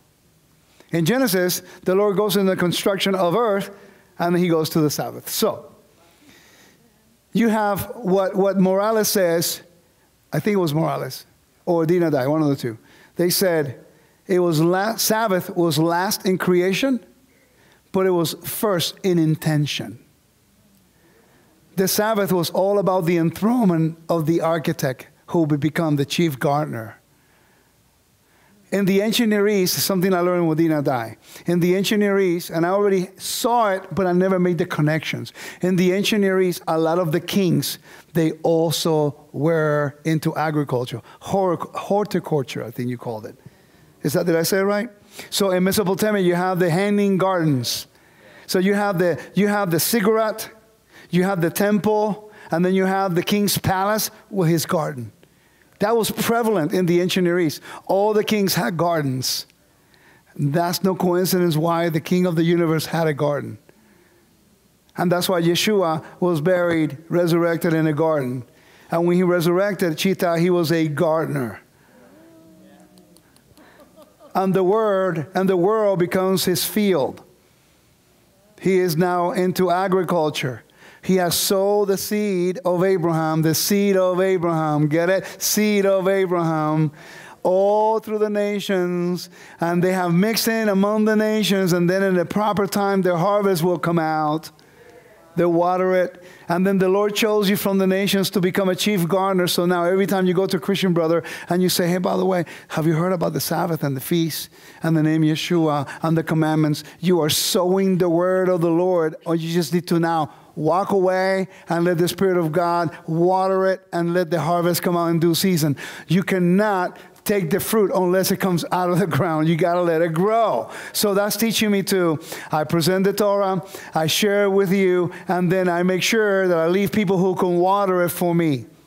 Don't squash it with too much water. You can drown the person. Just allow them just a little bit. Give them as much as they can. You can drink this much? Okay, no problem. Actually, give them the bottle. Let them drink it themselves. You know, I consider the kingdom as, you know, like if you go to McDonald's, right? If you go to McDonald's and you eat, like, I used to do this when I was in high school. You know, when you're in high school, you eat all kinds of stuff, you don't gain weight. I look at a McDonald's now. I don't even go there to eat. But I can look at a good burger and I gain 5 pounds, you know. I remember back then they had like a 5-cent deal per cheeseburger. Man, I used to buy like 9 of them and eat them around 11 o'clock at night. I was like 17, 18, and I was really active. And I'm thinking, I'm fine. It's never going to catch up with me, you know. So imagine you go and buy a Big Mac or whatever with fries, extra large, big fries or whatever, right? But you're eating, and now you're full. You're full of what you think is food. So I have the steak for you. It's prepared by the best chef. It's beautifully done, soft. It's amazing, the best quality meat. But then you go eat McDonald's and you get filled up with what you think is food, fast food, and I try to give you the best steak. You're not going to eat it. You're full. No, I don't want that. So before, I used to like, open your mouth, because this food is good. It's better than what you ate. Eat it. I've learned that. No. Oh, you don't want anything? No worries. I just sit over here, put the plate, and you know what I start doing? I start cutting them. Cutting the pieces. Cutting the pieces. And I just wait until you get hungry again. Because I know it's fast food. That's religion. That's denominationalism. That's men's doctrine. So I just let them wait. Eventually, what is the #1 complaint of every believer out there? I'm hungry. I'm thirsty. So when you say, oh, man, you know, my pastor's not teaching me stuff, and I've been praying to God for more, and, you know, I need to eat of the word. I still have this, my chef is out of this world. The food is incredibly fresh. You want a piece? Oh, no, I don't like steak. Okay. Eventually, you're going to be so hungry you don't care what it is anymore, right? It's kosher steak. Okay. Make sure, all right? And then what I do, finally you're hungry, you're reluctant. You don't want to hear about Torah. So what I do, I already cut it in pieces. So instead of me giving it to you, I said, here's the fork. You eat at your pace. I'll let you grab what you can eat that day. Go back, chew on it. Do you know how hard that is for me as a teacher? I just want to open your mouth and just cram it down your throat, right? Oh, I'm going like, what is your problem? Better eat it. You just had like 10 burgers for crying out loud. You don't want to eat the good meat? We don't even know how to approach it, how to appreciate it. So now I'm learning to just walk with the steak around like that. And then, can I have some? Are you sure you can handle it? And then I say, yeah, take a piece. And then when you love it and you say, I want more, I say, well, let me redirect you now to my King who provides it. Instead of me telling you that it was me, I said, no, you don't. I'm only a facilitator. I'm only a benefactor. He gives me to eat, I give you to eat. He gives me grace, I'll give you grace. He gives me righteousness, I give you righteousness. Now let me introduce you. My Father, my King, my shield and my strength, the rock of my salvation are you forever and ever. I am so grateful. I'm so thankful. I'm delighted to be your servant. My Father, my King, in the name of your Son, Yeshua, who sits at your right hand, will you consider my sister who's asking? She needs righteousness. She needs justice. She needs your grace, oh Lord, you big patron, oh the King are you. My Father, will you restore restore her like you restore me? Because through Yeshua now we are your kingdom. Would you mind extending your right hand to her of fellowship and righteousness, please? Would you accept her? And he says, well, of course, I want them to return. And then I turn around and says, now that you belong in my Father's kingdom, just follow the commandments and obey him. And he will provide for you as he's done with us. And then when you find somebody else, go let them know. And then you're so grateful because you have nothing to eat. And he's not oppressing you. He doesn't want anything but obedience. And respect my sacred spaces. I'll invite you to a dinner every Friday night. You're going to be the guest at my table. Every so often, I'm going to have a feast. I want you to show up. I want to bless you. I will provide a job. I'll give you the health. I'll give you the means. Just give me your best. Don't show up empty-handed. Just give me your best, and let's help the needy, the homeless, the widows, the strangers with it, so that when the house is in order and the widows are taken care of and the needy and the strangers, they understand that there's equity in the house of God, then everybody's going to be grateful, and then we're going to go get those nations out there that don't know about the character of the God of Israel. That's what the temple teaches you. That's what the tabernacle teaches you. His righteousness and his justice and his holiness. That's why I'm so passionate about the king that I've never seen in my life. I've never seen him, and I believe in him in such a way that I go anywhere. Whatever he sends me. Even if I don't like the place, I have to go because he is my king and I'm the servant. So now let's make comparisons. Exodus 39 and 40 versus chapters 1 and 2 of the book of Genesis, okay? We have, in Exodus 39:43 says, read it with me, would you? And Moses saw all the work, and behold, they had done it. In Genesis 1:31 says, and God saw all that he had made, and behold, it was very good. And then it says, Exodus 39:32, thus was completed all the work of the tabernacle of the tent of meeting. In Genesis 2:1, the heavens and the earth were completed, and all their array. Then Moses had finished the work in chapters 40, verse 33. Genesis 2:2, read with me. God finished the work which he had been doing. In Exodus 39:43 says, Moses blessed them. In Genesis chapters 2:3 says, and God blessed. And lastly, in Genesis chapters 2, verse 3 says, and he sanctified the Sabbath, right? And then Moses sanctified all of the furnishings of the tabernacle with oil. He sanctified it. And then the presence of God dwelled in the garden with Adam, and the presence of God dwelled with Israel in the tabernacle. Amen? So as you can see, there's a lot of parallels that we can learn from this. So creation and the fall, atonement is giving us access again to the presence of God. We have been shamed by sin. Thus, now we don't have access to him. Yeshua has become the door. Yeshua has become the access point. Yeshua has become the image of Adam, that believing in the Father and taking the oath of loyalty to our Master Yeshua, who becomes the facilitator and the benefactor, it takes us to the Father, and the Father now makes us into his kingdom, restores our function, gives us purpose, and renews our mind and our bodies, restores your house, creates order out of chaos. That's how much he loves us. The temples, that's what he teaches you. The temple teaches you God's sacred space, God's order from chaos. And you can trace it all the way from Genesis. If you go to the book of Exodus, it starts with chaos. It finishes with the presence of God in chapters 4. And the book of Exodus starts with chaos, and it finishes with the presence of the Lord dwelling in the midst of the garden, in the midst of Israel. The book of Revelation begins with chaos, and it ends with the temple, and it ends with the Lord dwelling amongst his people. The book of Leviticus begins with what? The how to approach God. He even gives you the blueprint as to how to come before him. He tells you, if you bring a sacrifice, I want you to do it this way. Follow the blueprint. You know why that was important? In the ancient Near East, they believed the gods were capricious.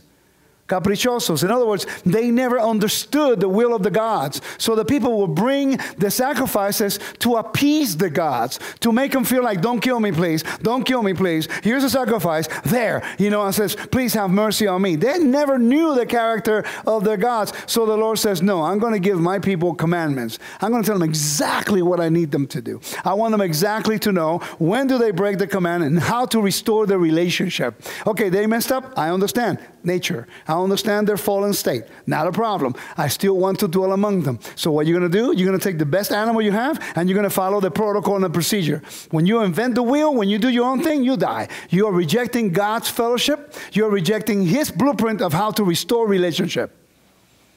The sacrificial system is teaching you, the offerings is teaching you how the Lord still requires for you to come and fix the matter. Come, let us reason together. You messed up. I understand. You messed up. Repent. Bring an offering. Fix it. I'll give you an opportunity to fix it. I want to fellowship with you. I want to dwell among you. Think about that for a minute. The Creator, no matter our attitudes, He still says, oh, and Israel, please don't turn your back to me. Return. And I will give you this, and I will do this, and I will do that, and I will do that. All through the prophets, there's the Creator saying, return to me, O backslidden Israel. Return to me, return to me, return to me, return to me. They don't want to return. So finally the Son says, I'll go. I will restore it. I will make your name known again. And the Son comes over, and He becomes that image of God on the earth, because the kings are not doing it, and truly the priests are no longer doing it. They're corrupted. So now who's going to stand up for the character and the honor of the great king? His Son did. He says, I'll do it. I'm going to reveal to them your character. How you take care of Israel in the time of need. You're not going to throw them aside. By the way, the purpose of the gospel was not only to reach Israel, but also the nations, because He's trying to restore all things. And Yeshua says, okay, Father, my time has come. I've done what you asked me. Now, will you please restore my honor that I had with you before the world was? And by the way, I let them know about your name. I did what you asked me. I lifted your name up into my death. It didn't matter. You vindicated me. Thank you for vindicating me. But now I did what I was supposed to. Your name will be renowned again, like Moses. That's what Moses will do on Mount Sinai. When Israel should have died, Moses stood up and he says, no. Please, blot me out. Let's go read that. And we'll be done with that. Is that okay? And then I'll open for questions on the topic. Is that okay? But only on the topic. We've covered a lot of stuff. So don't be asking me some crazy question about stuff that have nothing to do with the topic today. Is that okay? All right. No CT questions today. Tomorrow. Yes?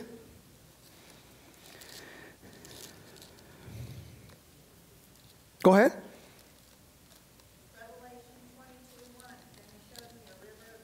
Thank you.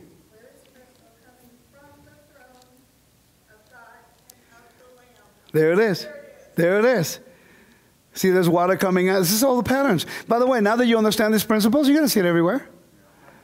You know, when you buy a car, you go to the lot, and you think, surely this ugly pink car nobody has is the best car in the world. And the moment you pull out of the parking lot, everybody has it. It happens with suitcases. I try to buy a suitcase that is distinct from anybody else. And when I go there, I see 3 or 4 just like mine. I'm going, what happened? I thought I was unique. I thought I was... This is what happens when you travel so much. Okay, guys, let's go right here to the book of Exodus. Let's talk about when the Lord, when Moses intercedes on behalf of Israel. Here we go. So let's read from verse 7 of chapter 32, okay? They willfully disobey and break the covenant, which is death. Okay, and verse 7 says, and the Lord said to Moses, go, get down for your people whom you brought out of the land of Egypt have corrupted themselves. They have turned aside quickly out of the way, which I have commanded them. They have made themselves a molten calf and worship it and sacrifice to it. And says, this is your God, O Israel, that brought you out of the land of Egypt. And the Lord said to Moses, I have seen this people, and indeed is a stiff-necked people. Now therefore let me alone, that my wrath may burn hot against them, and I may consume them, and I will make you a great nation. Very compelling. Moses was an amazing man. I want to thank the Father for Moses. Because if Moses has his own agenda, if he had his own plan, if he wanted to do the whole thing, that would be the perfect time. He says, do it. Do it. Just do it. Just do it. Please, let's start from scratch. I mean, think about it. Just do it. Same thing as Noah, right? Okay, thank you. So now let's read verse 11. By the way, the verses that I'm reading you right now really made a lot of things for me. It says, then Moses pleaded with the Lord his Elohim and said, Master, Adonai, Master, why does your wrath burn hot against your people, whom you have brought out of the land of Egypt with great power and with mighty hand? Notice why he's using the language. You have done that. So I want you to notice the language. Verse 12. Why should the Egyptians speak and say, he brought them out of harm's, he brought them out to harm them, to kill them in the mountains, and to consume them from the face of the earth? Turn your fierce wrath and relent this harm to your people. Then listen to what he says. Remember Abraham, Isaac, and Israel, your servants, to whom you swore by yourself and said to them, I will multiply your descendants as the stars of heaven, and all of the land which I have spoken I have given to your descendants, and they shall inherit forever. So the Lord relented from the harm which he said he would do to his people. That still didn't keep the Lord from disciplining Israel. But it was Moses who said, in other words, paraphrasing, he goes, you brought them out. You swore to our forefathers. Your word is at stake. If you let this people die, then guess what? Your name is going to be shamed. That you bring them out, that you don't keep your word to send them back to the promised land. They give you justifiable reason for you to kill them. Moses knew they were guilty because they willfully, rebelliously turned. And the shame of those 3,000 affected the whole community. That's why he made everyone drink of the bitter waters. Right? So therefore now, I'm looking for that verse when he said, blot me out. And Moses turned and went down to the mountain, and the 2 tablets and the testimony, and the tablets were written on both sides. And you know the whole story. But remember what it says, blot me out? Where does it say that? We got to find it. Thank you. And verse 30 says, and it came to pass on the next day that Moses said to the people, you have sinned a great sin. Now we'll go up to the Lord. Perhaps I can make atonement for your sin. Then Moses returned to the Lord and said, all these people have sinned a great sin and have made themselves a god of a gold. Yet now, if you will forgive their sin, but if not, I pray, blot me out of your book. Wow. Which you have written. And the Lord said to Moses, whoever has sinned against me, I will blot him out of my book. Look at the character of Moses. All he cared about was to protect the honor of God. Wasn't he a priest? Yes. It was not about him at all. I learned from that. And all my drive coming over from Vegas, I was saying, Lord, teach me to make your name renowned again. Teach me to raise your name on high. Teach me so I could just let everybody know how good, how awesome, how righteous, how faithful, how loyal, how amazing you are. And the more I study on the temple, they know I keep going in levels. I understand the level of holiness a little bit more. Don't be impressed with what you think I know. Give me 1 second. I'll take your question. Don't be impressed. It's just years and hours of study. Comes with a cost. The Father has just given me the opportunity to share with you. And I'm grateful that you spent here all day long giving me the honor and the opportunity to hear it. And I pray that today's teaching was a different take on the temple that I wanted to share with you how to motivate you in a really tangible way to say, I need to learn more about the holiness of God because I got purpose. So I want to thank you for having me, and I pray that you will think about this. And I also pray to the Father that he will not let you sleep, that you will pursue him, that you will pursue him with your life, that you will pursue him. There's a prayer that says, Ma haftito atecha. It says, Petach libi b'toatecha, ve'acharei mitzvotecha tirdof nafshi. Open my heart to your Torah, and my soul will run towards your commandments. If we can just follow that blueprint and follow our understanding of the Bible and see all this stuff, your life will become orderly because you're searching his order, not ours. Ours always leads to chaos. So now we got purpose. What are you going to do with it? That's the question. Amen? She has a question.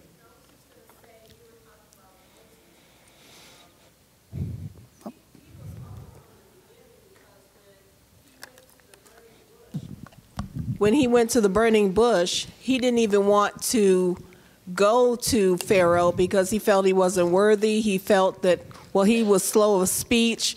He gave God all kinds of excuses. Right. So, isn't that what we do with the same thing? yeah, but he was humble from the beginning, yes, all the way to the end. I want to add something to what you just said. That's a very good point. You know what's amazing about, the whole Moses story? And you can find this blueprint all through Scripture, okay? You got to follow the theme. In everywhere, there was going to be chaos because Israel, the family, dysfunctional, will go into shame or whatever. The Lord always had a plan. In the story of Joseph, there was family squabble, and he used that thing because he knew the famine will come. Judgment will come, right? And then he sent Joseph to prepare him. But Joseph needed to go through slavery, rejection, being outcast, falsely accused. And then when he went to Pharaoh, and he didn't ask for the job. If you really read carefully, he gave honor to his God, for my God has shown you what he's going to do, what you're going to do with you. He always redirected. I believe that if Joseph would have been early on when he was younger, and if he didn't go through any of the struggles, he would have tried to take that opportunity to become the chief guy there.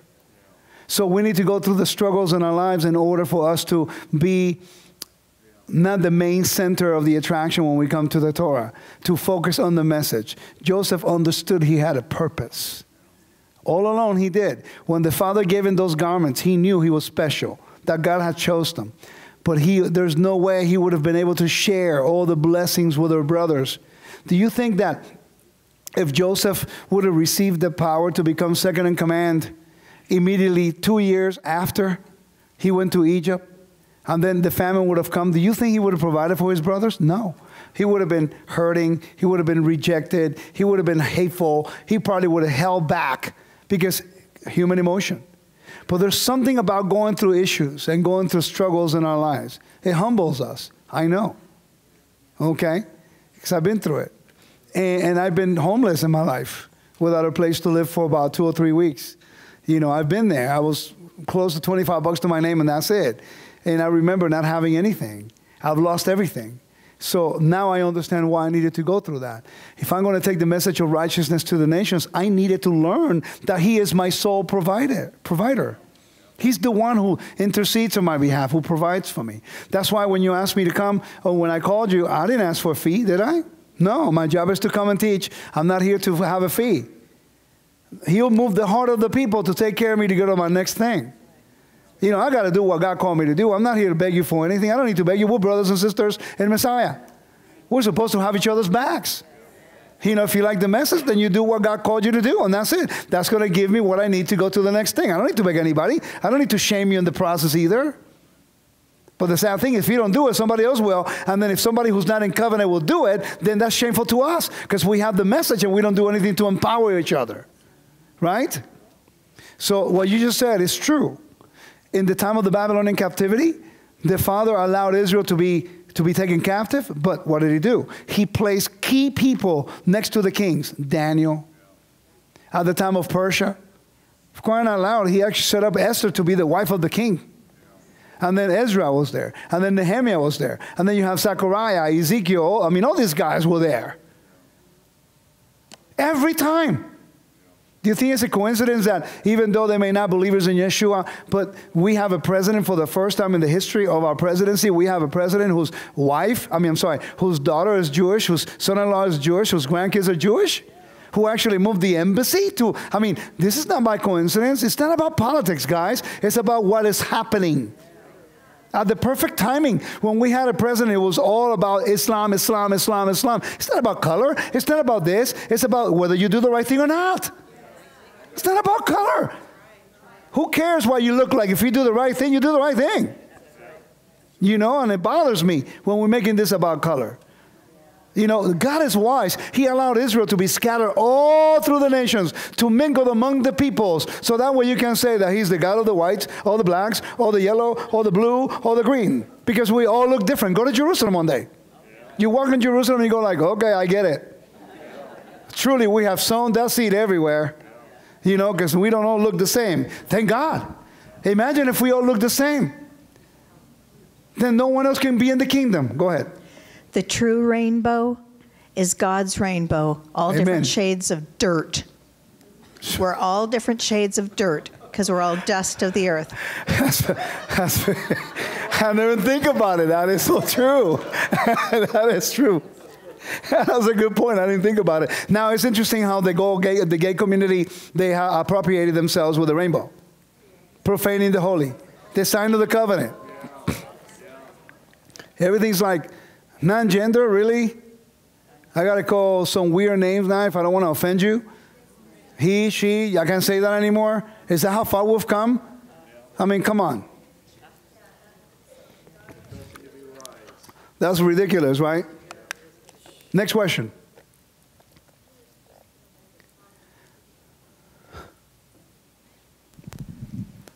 I really appreciate you talking about respecting God's space.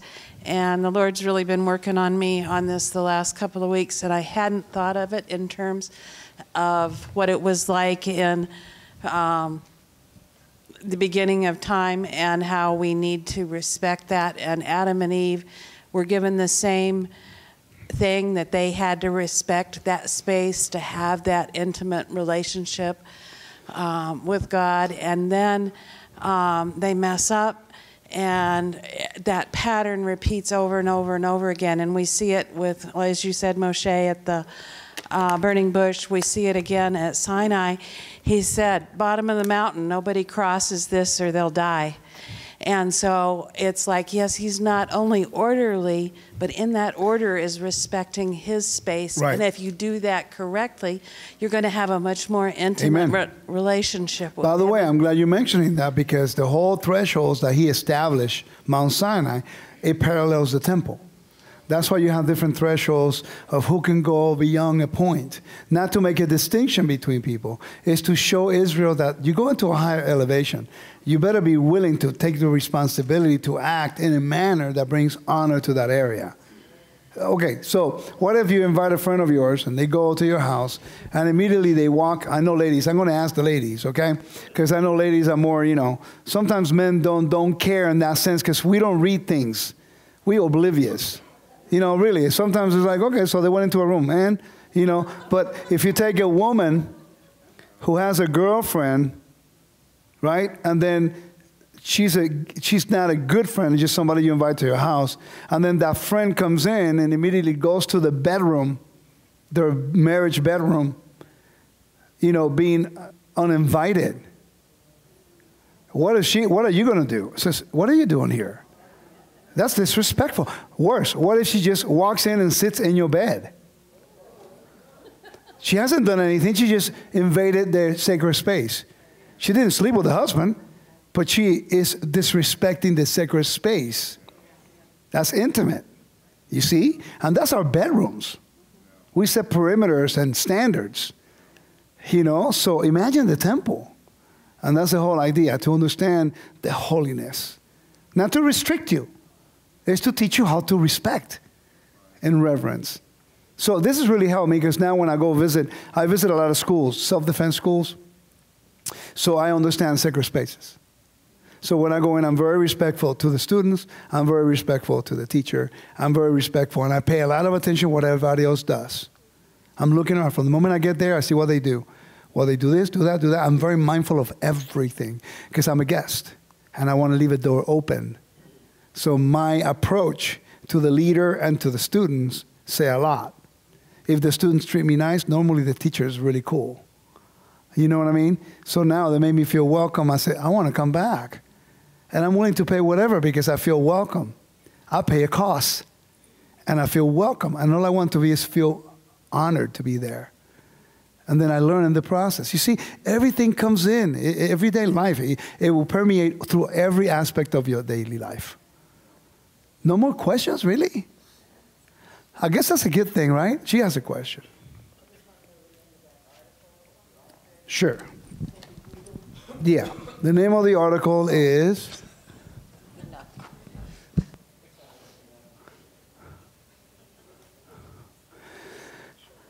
Gordon Wenham. There are different opinions about different scholars. And people ask me, well, Rico, how come you study all these guys? They're not necessarily Torah observants. Man, some of the research they do is so overwhelming that you're going like, I cannot believe they don't follow the Torah. They talk about the Torah. They talk about the Sabbath. They talk about the temple. But they're typical nominal Christian people. But the research they do is straight up. It's like an archaeologist. You know, many archaeologists are actually non-believers in God at all. I met one of them. A legend in the Israeli archaeology of the Temple Mount, the southern steps in the city of David. Very humble lady, really nice lady. She even told me, she goes, well, I'm not a believer, you know. I clearly already knew she was not a believer in Yeshua. So she's not really a believer in God the way we are. But she made a really cool statement. She said, but there's something to it, because everywhere I keep digging, I find stuff that is in the Bible. Kind of paraphrasing a little bit what she said. And she goes, it kind of impacted me, because I'm going like, the Lord uses someone who doesn't believe like us to prove that the Bible is true. And then the people who believe in the God of Israel, who's supposed to defend the validity of the Bible, they're the ones moving everything around, the feast, the temple, the everything. You're going like, wait a minute. So he uses some people to establish what he already has. Anybody else? Yes. You made reference before about going to a different martial art and having to learn what the new footwork is, or the new fundamentals. What would you say in this temple, in the temple study that you're doing, would be the fundamentals of how we should think, or how we should walk? Like, Great what would be question. those? What would be that triangle? What would be that? Great question.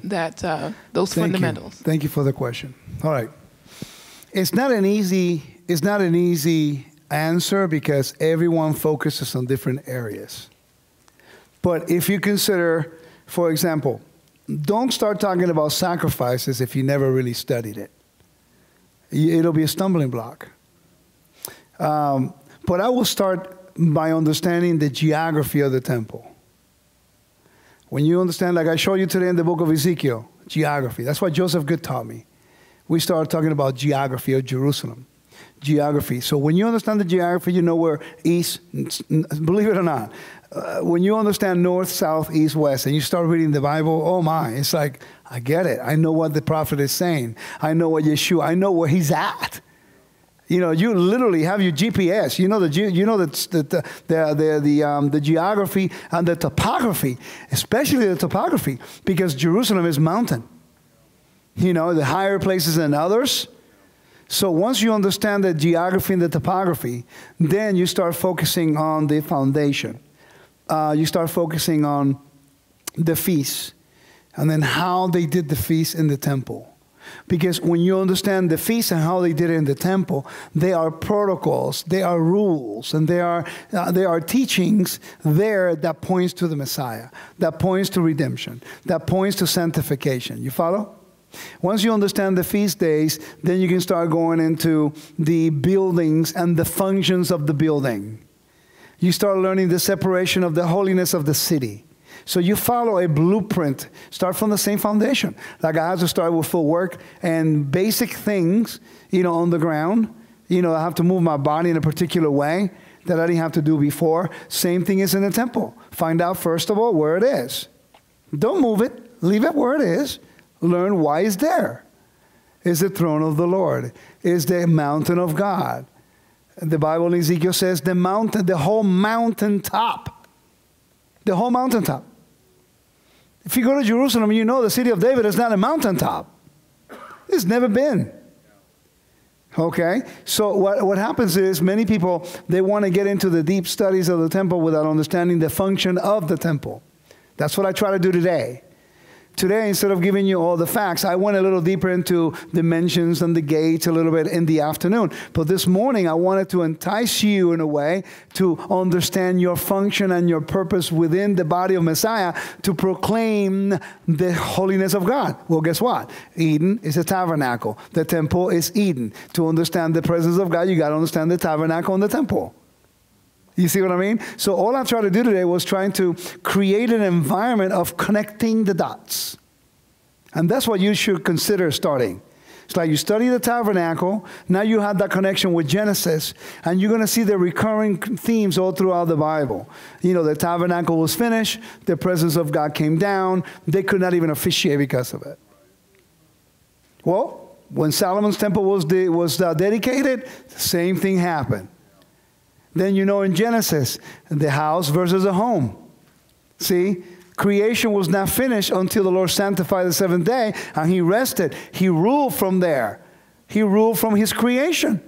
Well, guess what? If the Eden is a mountain, and Eden was where the presence of God was, and that's where he rested, he ruled, and he was the king, that means that the temple where the Holy Holies was is the same thing. So that only goes to show you that the temple is actually Eden. See, you come to the same conclusions. So by following a pattern and a blueprint and a foundation.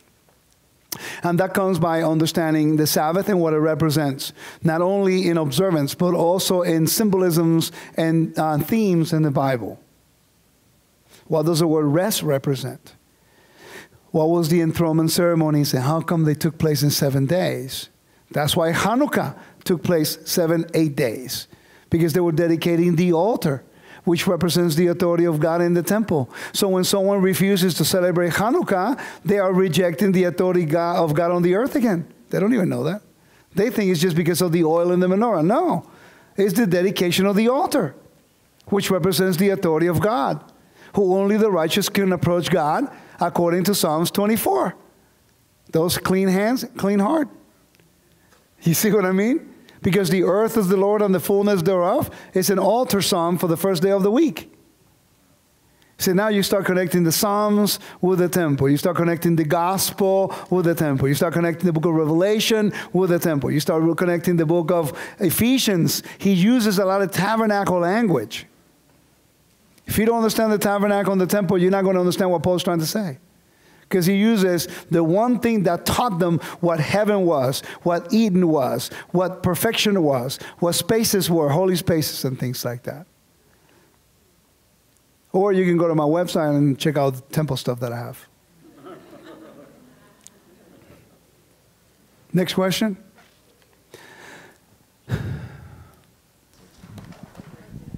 It wasn't a question. I just wanted to tell you that I truly appreciate that you explained why the women were separated.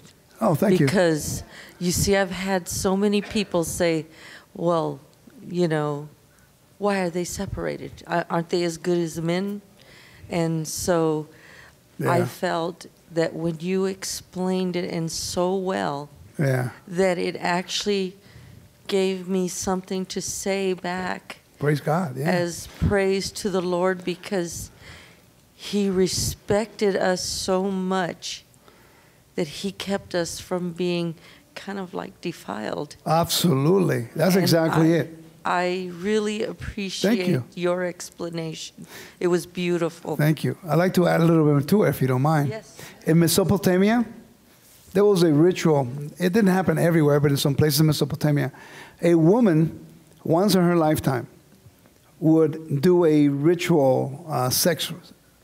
So what she would do, she would go to the gate of the city or the gate of the temple. She would sit there. Then any man who would walk by would throw money, then she would go have sex with the guy, regardless of what it looked like. And that was something, sex for the gods, fertility rituals. So afterwards, after she had the sex, then she will bring whatever she got paid, and then she will bring a sacrifice to the fertility goddess. Then she will go back home, and she will go through a rite of passage to restore her back to her former state. All right. This is in the Bible, by the way. Let's go to Genesis 38. Genesis 38. you're going to notice when Tamar, you see? Exactly. She covered her face, sat at the gate of the city. He thought she was a prostitute. And notice that when he wanted to have sex with her, she asked for something. She asked for money. She was using the culture of the day. Isn't it interesting? She was using the culture of the day, and many people can't handle that, by the way. They just don't get it. So if you go in, and the key here is when Judah tells her, verse 15, when Judah saw her, he thought she was a harlot because she had covered her face. So clearly that meant something back then. Right? And it says, then he turned to her by the way and said, please let me come into you, for he did not know that she was his daughter-in-law. So she said, what will you give me? All right? So then you may have sex with me. Notice she was asking for money. Interesting. Okay, so but remember that she's not doing the job of the prostitute here because he made an oath and he didn't follow through. Okay. At the time he was already widowed, by the way. Doesn't justify, because that only goes to show you how far Judah has come away from the family struggle with Joseph. That he goes, marries a Canaanite, then loses his children and sleeps with a woman who he thinks is a prostitute. And he's supposed to be a praiser of God, Jehudah. Talk about falling away from that mandate. So he gets away from his mandate, chaos. He marries a Canaanite, chaos. Okay? And it says, and he said, I will send you a young goat from the flock. And she said, will you give me a pledge until you send it? Then he said, what pledge should I give you? So she said, your signet and your cord, man, and your staff that is in your hand. She took it all. This guy must have been really desperate. No, you see, you don't understand. The fact that he gave away his signet ring, the symbol of authority and power, I mean, she can literally, it's like a power of attorney. She can literally take, it's like a signet, the signet ring was like a cylinder seal. She could have bought anything, and that represented who he was. See, that was a guaranteed collateral. I mean, she could have really taken him really to town, you know, and she didn't do that. Now watch. It says, then he gave her staff too. Give the authority. Then he gave her to her. He went into her, and she conceived by him. So she arose and went away, and laid aside her veil, and put on the garment of her widowhood. And Judah, listen to this, sent the young goat by the hand of the friend, the Adullamite, to receive his pledge from the woman's hand. So he did not find her. Then he asked the man of that place, saying, where's the harlot? You see that? It says, who she was openly in the roadside, and that she said there was no harlot in this place. And he returned to Judah and said, I cannot find her. Also the man in the place said that there was no harlot in that place. If you look in the Hebrew, it's Kadashah. It's actually, the root word is from Kadosh. She was set aside. Kadashah, I hope I'm pronouncing it right this time around. There were women who were set aside for holy for the fertility goddesses. That's a language of temple prostitution. So, understanding that this is going on in the ancient world, as well as in the first century in the imperial cult, all the Lord wants to do is protect your honor. So if someone will come from Rome, can you imagine the Romans? That's why the gospel grew so high, so much in the Roman Empire among women. Because the level of honor that God would give women in the kingdom was unparalleled to anything in the Roman Empire, especially slave women, because they were not allowed to be mistreated. And let me give you an example. When Israel goes to war against a nation, the only reason why Israel can go to war is when the nation is oppressing Israel. It's the only time they win. Even to this day, they do it.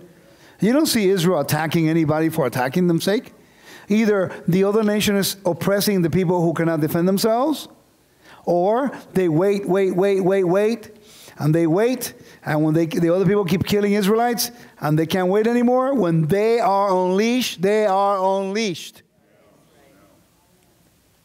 Okay? All right. So now what they will do, Israel's told, if you go too far away and you make war with a nation and you kill everybody, you see a woman, take her in, give her 30 days of mourning, shave her hair off, and shave her hair and off, well, clearly shave off, shave the head and cut the nails, mourning ritual, minimum 30 days. And then you ought to marry her. Give her honor. She's a widow. She lost everything.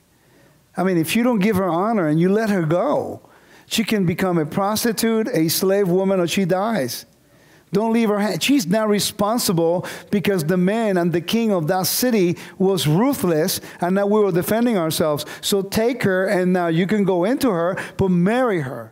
So that the children that come out of this relationship will have a name, will have honor. And you give her honor. She's not a widow no more. She's got protection. She's not happy that you guys killed her family, but it's better than being a prostitute. It's better than being by themselves. And if she doesn't want to be with you because she can't get over the fact that you killed her husband, then you have to set her free. You're not to sell her. Unparalleled in the ancient Near East. What do the Muslims do now? ISIS. They will go to Mosul and they will kill all the women, or they will rape them, sell them, interchange them with everything, and the women, they'd rather die. They were killing themselves. Why? They were shamed. No hope in the world. They have no longer the purity anymore. Their children have no parents. They don't know who's the dad. Now the kids are bastard children. And now guess what? They'd rather die in honor than live in shame because they have no hope in the world. Now you go in there and preach the gospel and teach the Torah in the right context, and those women will come to the gospel because they'll see the equity of God and the restoration of justice and the restoration of honor to her. Another question? Yes, ma'am. Oh, she has a question than you because she has your mic. I'm sorry. It was about the same thing we're discussing right here.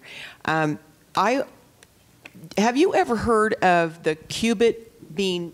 Well, you did say different sizes of the cubit, and I've always thought that was the steps that were smaller because the women had to be out there, and there isn't the length from the elbow to the hand a cubit.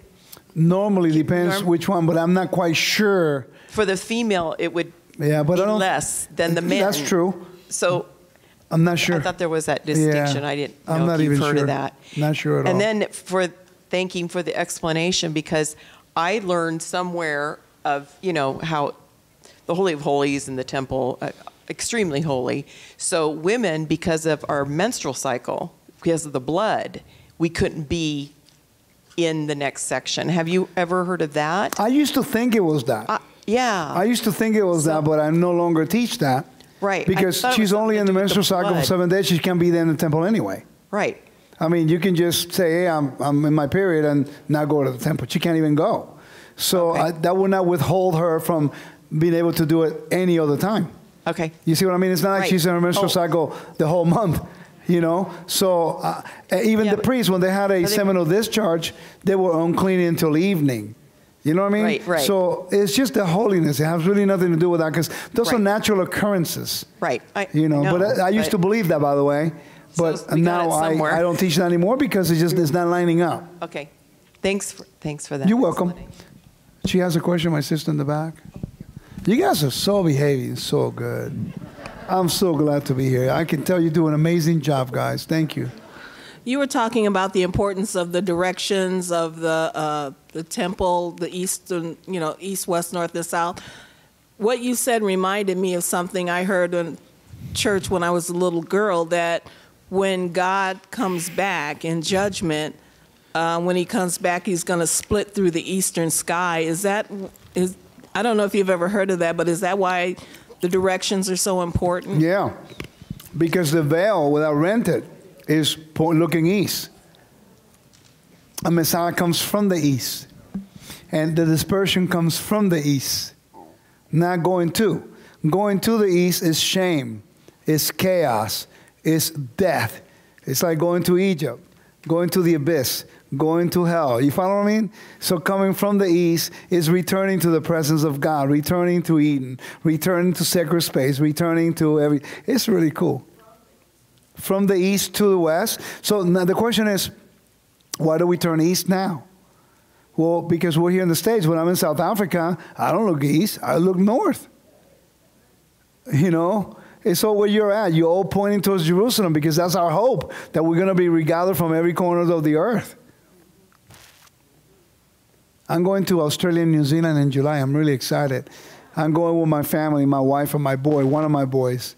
And that's one of the corners of the earth. I've been to Cape Town. I've been to Durban. I've been to South Africa. That's one of the corners of the earth. I went to Alaska. That's one of the corners of the earth. I went to Hong Kong, which one of the, you know, I'm going to New Zealand, Australia. I'm like, wow. I just need to go to, I've been to Argentina. That's another places of the earth. I'm going to Chile this year, which is another, I mean, I'm telling you, it's just, it's overwhelming to think that the Father's giving me an opportunity to teach that everywhere. So, yes, who has a question? Somebody, yeah, she has a question, he has a question. Well, it just occurred to me that all the gifts come from the east. Even the light of the sun comes from the east, and the Son of God comes from the east, and all four of the rivers are in the east, and they come converge into one. In the west, yes. One new river to the west, but everything comes from the east. All the good gifts come from the east to the west. So it's always from the rising of the sun on. So when the Son of God rises, he's coming from the light of the sun with the sun at his back, and he's always coming from the east to the west. I just found this so amazing that in the ancient world, everything was so logical and simple. You know, they have a shepherd. Okay, so you look at the shepherd, takes care of the sheep, takes them to green pastures, takes them to drink water. But the true shepherd never tells the sheep how much to drink or how much grass to eat. His job is to protect them, right? So it's interesting that he picked a shepherd to be king of Israel. Because if he cares for animals and is willing to put his life in danger to preserve the animal, how much more Israel? So he used the gift. Because the king is a shepherd. That's why the expression, the good shepherd in the ancient world, represented a good king. Like David. So, but in the ancient Near East, you see that in the ancient Near Eastern text by Pritchard, you see them all in there. And they say, the king such and such, the son of the God, son God this and this, the good king, the good shepherd. Because that was an idiom for king. You know what I mean? So you learn all these things. Patriarchal families, the hierarchy of the kingdom is based on the patriarchs and the hierarchy in the house. I mean, a woman and a husband in private, they're the same. In the public arena, the job of the wife is to respect the position of the husband in the public arena to preserve his honor. You can argue all you want in private, but in public is a way to honor him and the hierarchy. When the kids trying to go to the mother, when the father says no, and if the mother says yes, when the father says no, it creates anarchy because there's no order. There's chaos. The kids, the serpent, he didn't go to Adam first. Adam was there, but the serpent went to Eve. Right? So it created anarchy. But Adam was there. He didn't take care of Eve. See, he should have said, yo, what's your problem? That's my wife. Leave her alone. You know what I mean? Well, Moses took care of Israel. He says, no, this is your people. I mean, Adam should have stood up. Yeshua did exactly what Adam didn't do. Yeshua was willing to take the penalty of the disobedience on himself, just like Moses did. See, all those patterns will repeat over and over. Since geography and measurements and structures and shapes are so important as you've talked about today, have you ever considered the idea that the tabernacle is dome-shaped rather than rectangular-shaped? And if so, what do you think of it? No. People presented that. The evidence does not line up. Some people talk about it. I remember when they sent me the blueprints. Beautifully done. Righteously indignant because that's a blueprint. You can't change the blueprint. And the thing is, look, man, the Jewish people, they preserve this stuff more than anybody. What will be the end game for the Jewish people and the priests? Why would you do a dome in the tabernacle and then do rectangle in the temple? Makes no sense. Because it's a blueprint, it cannot change. You see what I mean? The dimensions got a little bigger, but the function was exactly the same. But none of that ever changed. By the way, in the ancient Near East, there was never any temple that was a dome or rectangle. They were all rectangle. Did you know that? See, so it seems logical, but realistically, it doesn't line up. And I remember seeing the blueprint, and I literally got offended. I ripped it, because to me, that was the blueprint. Changing the blueprint of the tabernacle. You're not sanctioned to do that. You don't change. Only the priest can work on the blueprint. They're not even changing it either. So the laws are very strict when it comes to that. That's why when you talk about the temple and the tabernacle, consider really researching it.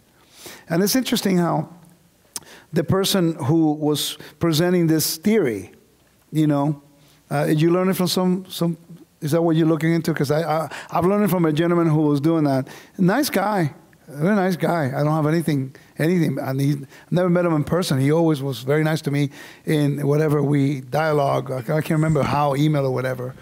But the intentions may be good, but it's just encroachment. You're not supposed to do it, and we don't get it. You mean to tell me that the Jewish people who've been trying to restore the temple for 2,000 years, they're gonna know it was a dome and they've decided to do a rectangle? Then if that's the case, then how come the temple of David, the temple of Solomon, was endorsed by the presence of God? It was a different shape altogether. See, if we understand the word tavnit, which is patterns, the blueprint, like I said earlier, no one can change the blueprint that an architect has, unless the architect makes the changes. And you notice that in the tabernacle, the blueprint was set up by God, and then the Lord revealed to David how he wanted to do the temple, because David wanted to build a home. You see what I mean? So I consider all these theories, and I look at them, but I also understand the blueprint cannot be changed by just anybody. That will be considered encroachment. And if I endorse that, then I'm having a problem, because I'm not a priest. See, only the priest can do certain things, and you can't, and even then can change the blueprint. You follow? So something to consider. So follow the whole. By the way, in the millennial reign, are you going to have a temple that is actually dome? No. So why would the blueprint change where God does not change? And that's always been my premise when it comes to that. So I don't really get into an argument, because in reality I understand that they're trying to search and they're trying to research and they're trying to. But then again, you got to go to the people who's been knowing about this longer than anybody else. When you go back to Israel and you're asking Israelites to help you with this, and no, constantly. And now we are the experts, and we just came yesterday, and we don't really know the language. We don't know anything. God works in order, and we are from the nations. We are finding our way. And now we got to be careful what we touch, what we don't touch. Sacred spaces. That's what I mean by sacred spaces. So what I do, instead of me attacking or disregarding, I just research it, look at it, and say, the evidence does not line up. It cannot be established as truth. And then move on. Because I know the intent is not bad. Everybody's trying to find their way. But there are rules of the game. You cannot change the rules just because we think we know something new. So that's my take on that. That's a good question. I have thought about it. I researched it. And based on what I found, it's not enough evidence for me to say it's valid. That's it. Yes, ma'am. When Moses and the elders went up to have dinner with the Lord, and they saw his throne room, and then also in heaven, the Lord showed Moses the temple and said, "Build my earthly temple exactly like the one that you see here." Are those the same thing? Are they inside the New Jerusalem or outside the New Jerusalem? It should be. I'm not quite sure. I'm not quite sure of the question. The question is still forming. Okay. Hey, have you considered that maybe the cloud made the top being like a dome? I mean, that's something that we may be missing. Instead of the structure being round, which it doesn't line up anywhere, maybe the cloud became a dome over. I don't know. So, yes, one more question. I hope you guys don't mind. I gave you guys my best. It's you know, and I'm kind of hitting the wall. Go ahead. I was wondering, it doesn't sound like you have the time, but I was wondering if you've ever felt or God has told you to write a book about your experience and how you got here. Yeah, I already know the title. The Awakening of a Nation. Oh, I thought it would be Follow the Cloud. No, I thought that'll be chapter. That'll be a chapter. Okay. No, it's like The Awakening of a Nation. That Awakening. chapter, that title, I've had it since 99. Oh, I'm so glad to hear that. 2000. I asked the Lord, I want to write books, but I'm a terrible writer. Oh, you don't have to be. Well, that's what they keep telling me, but I'll never have enough time to do anything. So you I just gotta get a good editor. Yeah. So I'll probably drive the person crazy. Because as you see, when I teach, I go in one line and then zip, I come back to it. It's just start making connections. So I have to be on my best when I'm writing the book, if I ever write it. Because what I was thinking about doing is having, I have teachings that are thematic. So I was thinking about taking all of the teachings that deals with a topic and make each teaching a chapter. Because I give you so much research. Right. You know, that basically, that's what I'm doing for my master's. Right. You know, I'm going to start doing some of the stuff, the research that I'm doing. The guy told me that I'm doing doctorate work, but I'm trying to go for my master's. Because I'm working to make a transition in the future. Hopefully, I'm able to teach at some kind of, you know, religious colleges and stuff like that. And hopefully, you know, settle down a little bit and do that. But keep me in your prayers because I want to get the VR, virtual reality thing. And it will be a huge blessing. I need you guys to, you know.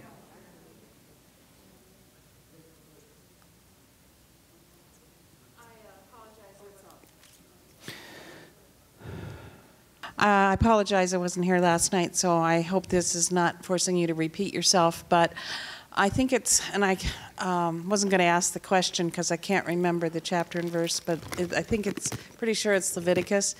And it's talking about priests, and then the word priest comes again. And I had read that it's two different words in Hebrew, but we only see it as priests in the English. And if we're supposed to be informed about the temple, what is it, do you know off the top of your head why the priests are named two different things and how that would be significant to us? I didn't even know that. I will have to look it up now. Do you know what chapter? I don't. I was trying to think that if you find the so chapter, I could let me read know. it and then I could go, does this make sense? And I haven't had time to chase it around, but I was kind of thinking in my mind, was it referring to the Kohen and the Levites, or maybe it's the Kohen and the Levites and then just the sons of Aaron, Aaron? I don't know. And I was, well, there's I don't a know difference. if it applies to me. I don't know. There's a difference in roles. And this is important we learn, by the way. Okay, you have, last night I said you have Aaron, you have Levi. That's the head of the tribe. Then you have Gershon, Merari, and then you have Kohat. Out of Kohat, you have Amram. Out of Amram, you have Moses, Miriam, and Aaron. Out of Aaron, you have the Kohen. So you got all this family, but only one line, one family becomes, and then out of the Aaron, you have 4 sons, 2 die, and then you have Eleazar and Itamar, 2 sons, and then during the time of David, you have 2 high priests, Abiathar and Sadok. Now, Adoniah, one of the sons of David, okay, he wanted to usurp the authority of David because he didn't like Solomon. So Abiathar, who's the son of Aaron, he stayed loyal with Adoniah, committing encroachment. God did not ask Adoniah to be king. It was Solomon. So Sadok stayed faithful. And that's rebellion. He stayed faithful to David because David was appointed by God. So he is sanctioned. And David already picked his successor. That is called enthronement ceremony. And then Sadok stayed loyal to David. And by staying loyal to David, then the Lord says, because you were loyal to David, you were loyal to me, now you're going to officiate in the millennial reign. That's why from that moment on, the sons of Sadok were the ones officiating in the temple.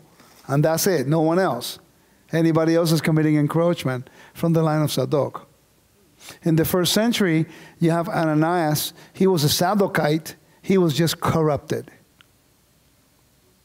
So that's how the line is breaking down. So you have all 24 priestly courses. Those are the sons. The 24 priestly courses come from the two sons of Aaron, Ithamar and Eleazar. It's not even talking about the rest of the Levites. And people don't know this. So when they look at the book of Hebrews, they say, oh, the whole Levitical priesthood is done away with. What? Not all the Levites are priests. And none of the priests, all the priests are Levites, but all the Levites are not priests. Only those people from the line of Aaron. So it's like saying all of you are one big family, okay, and only his sons can be the priests. So why get rid of all of you when in fact it's just one of his sons who's a knucklehead? That makes no sense. The Lord is trying to restore this because he ordained it. He ordained the high priesthood. So he's trying to restore it in the millennial reign when we come back on the earth. In the meantime, there's no temple. But we have a mediator in the heavenly realm doing the role of the high priest in the likeness of. So right now, this whole argument about priesthood or no priesthood, it only shows, I'm going to say it, can I? It's just the Christian in people and the anti-Semitic stuff. Anti-Semitism within the Hebrew roots, a Messianic movement is rampant. Thank you guys so much for having me. Pastor, I had a great time. It is a pleasure to be here. I want to just pray for Rico here. If you guys will just extend your hands. Amen. So, Father, in the name of Yeshua, we want to thank you for our brother Rico, for bringing him to us, for teaching us, for leading us into the ways of holiness in a deeper, more meaningful way, Lord. We just pray that we will take the things that we've learned and apply them to our lives, oh God. Amen. We just pray for traveling mercies and that, Lord, you will open doors before him and supply according to all of his needs and beyond, Father. I pray that you open the windows and the floodgates of heaven and pour out a blessing upon him that cannot be contained. And I pray for the $100,000 right now. Amen. In the name of Yeshua, that it will come to my brother Rico right now. And I thank you for this. In the mighty name of Yeshua HaMashiach, and all God's people say, Amen. Amen. Can I announce for the temple course? Yeah. I don't announce.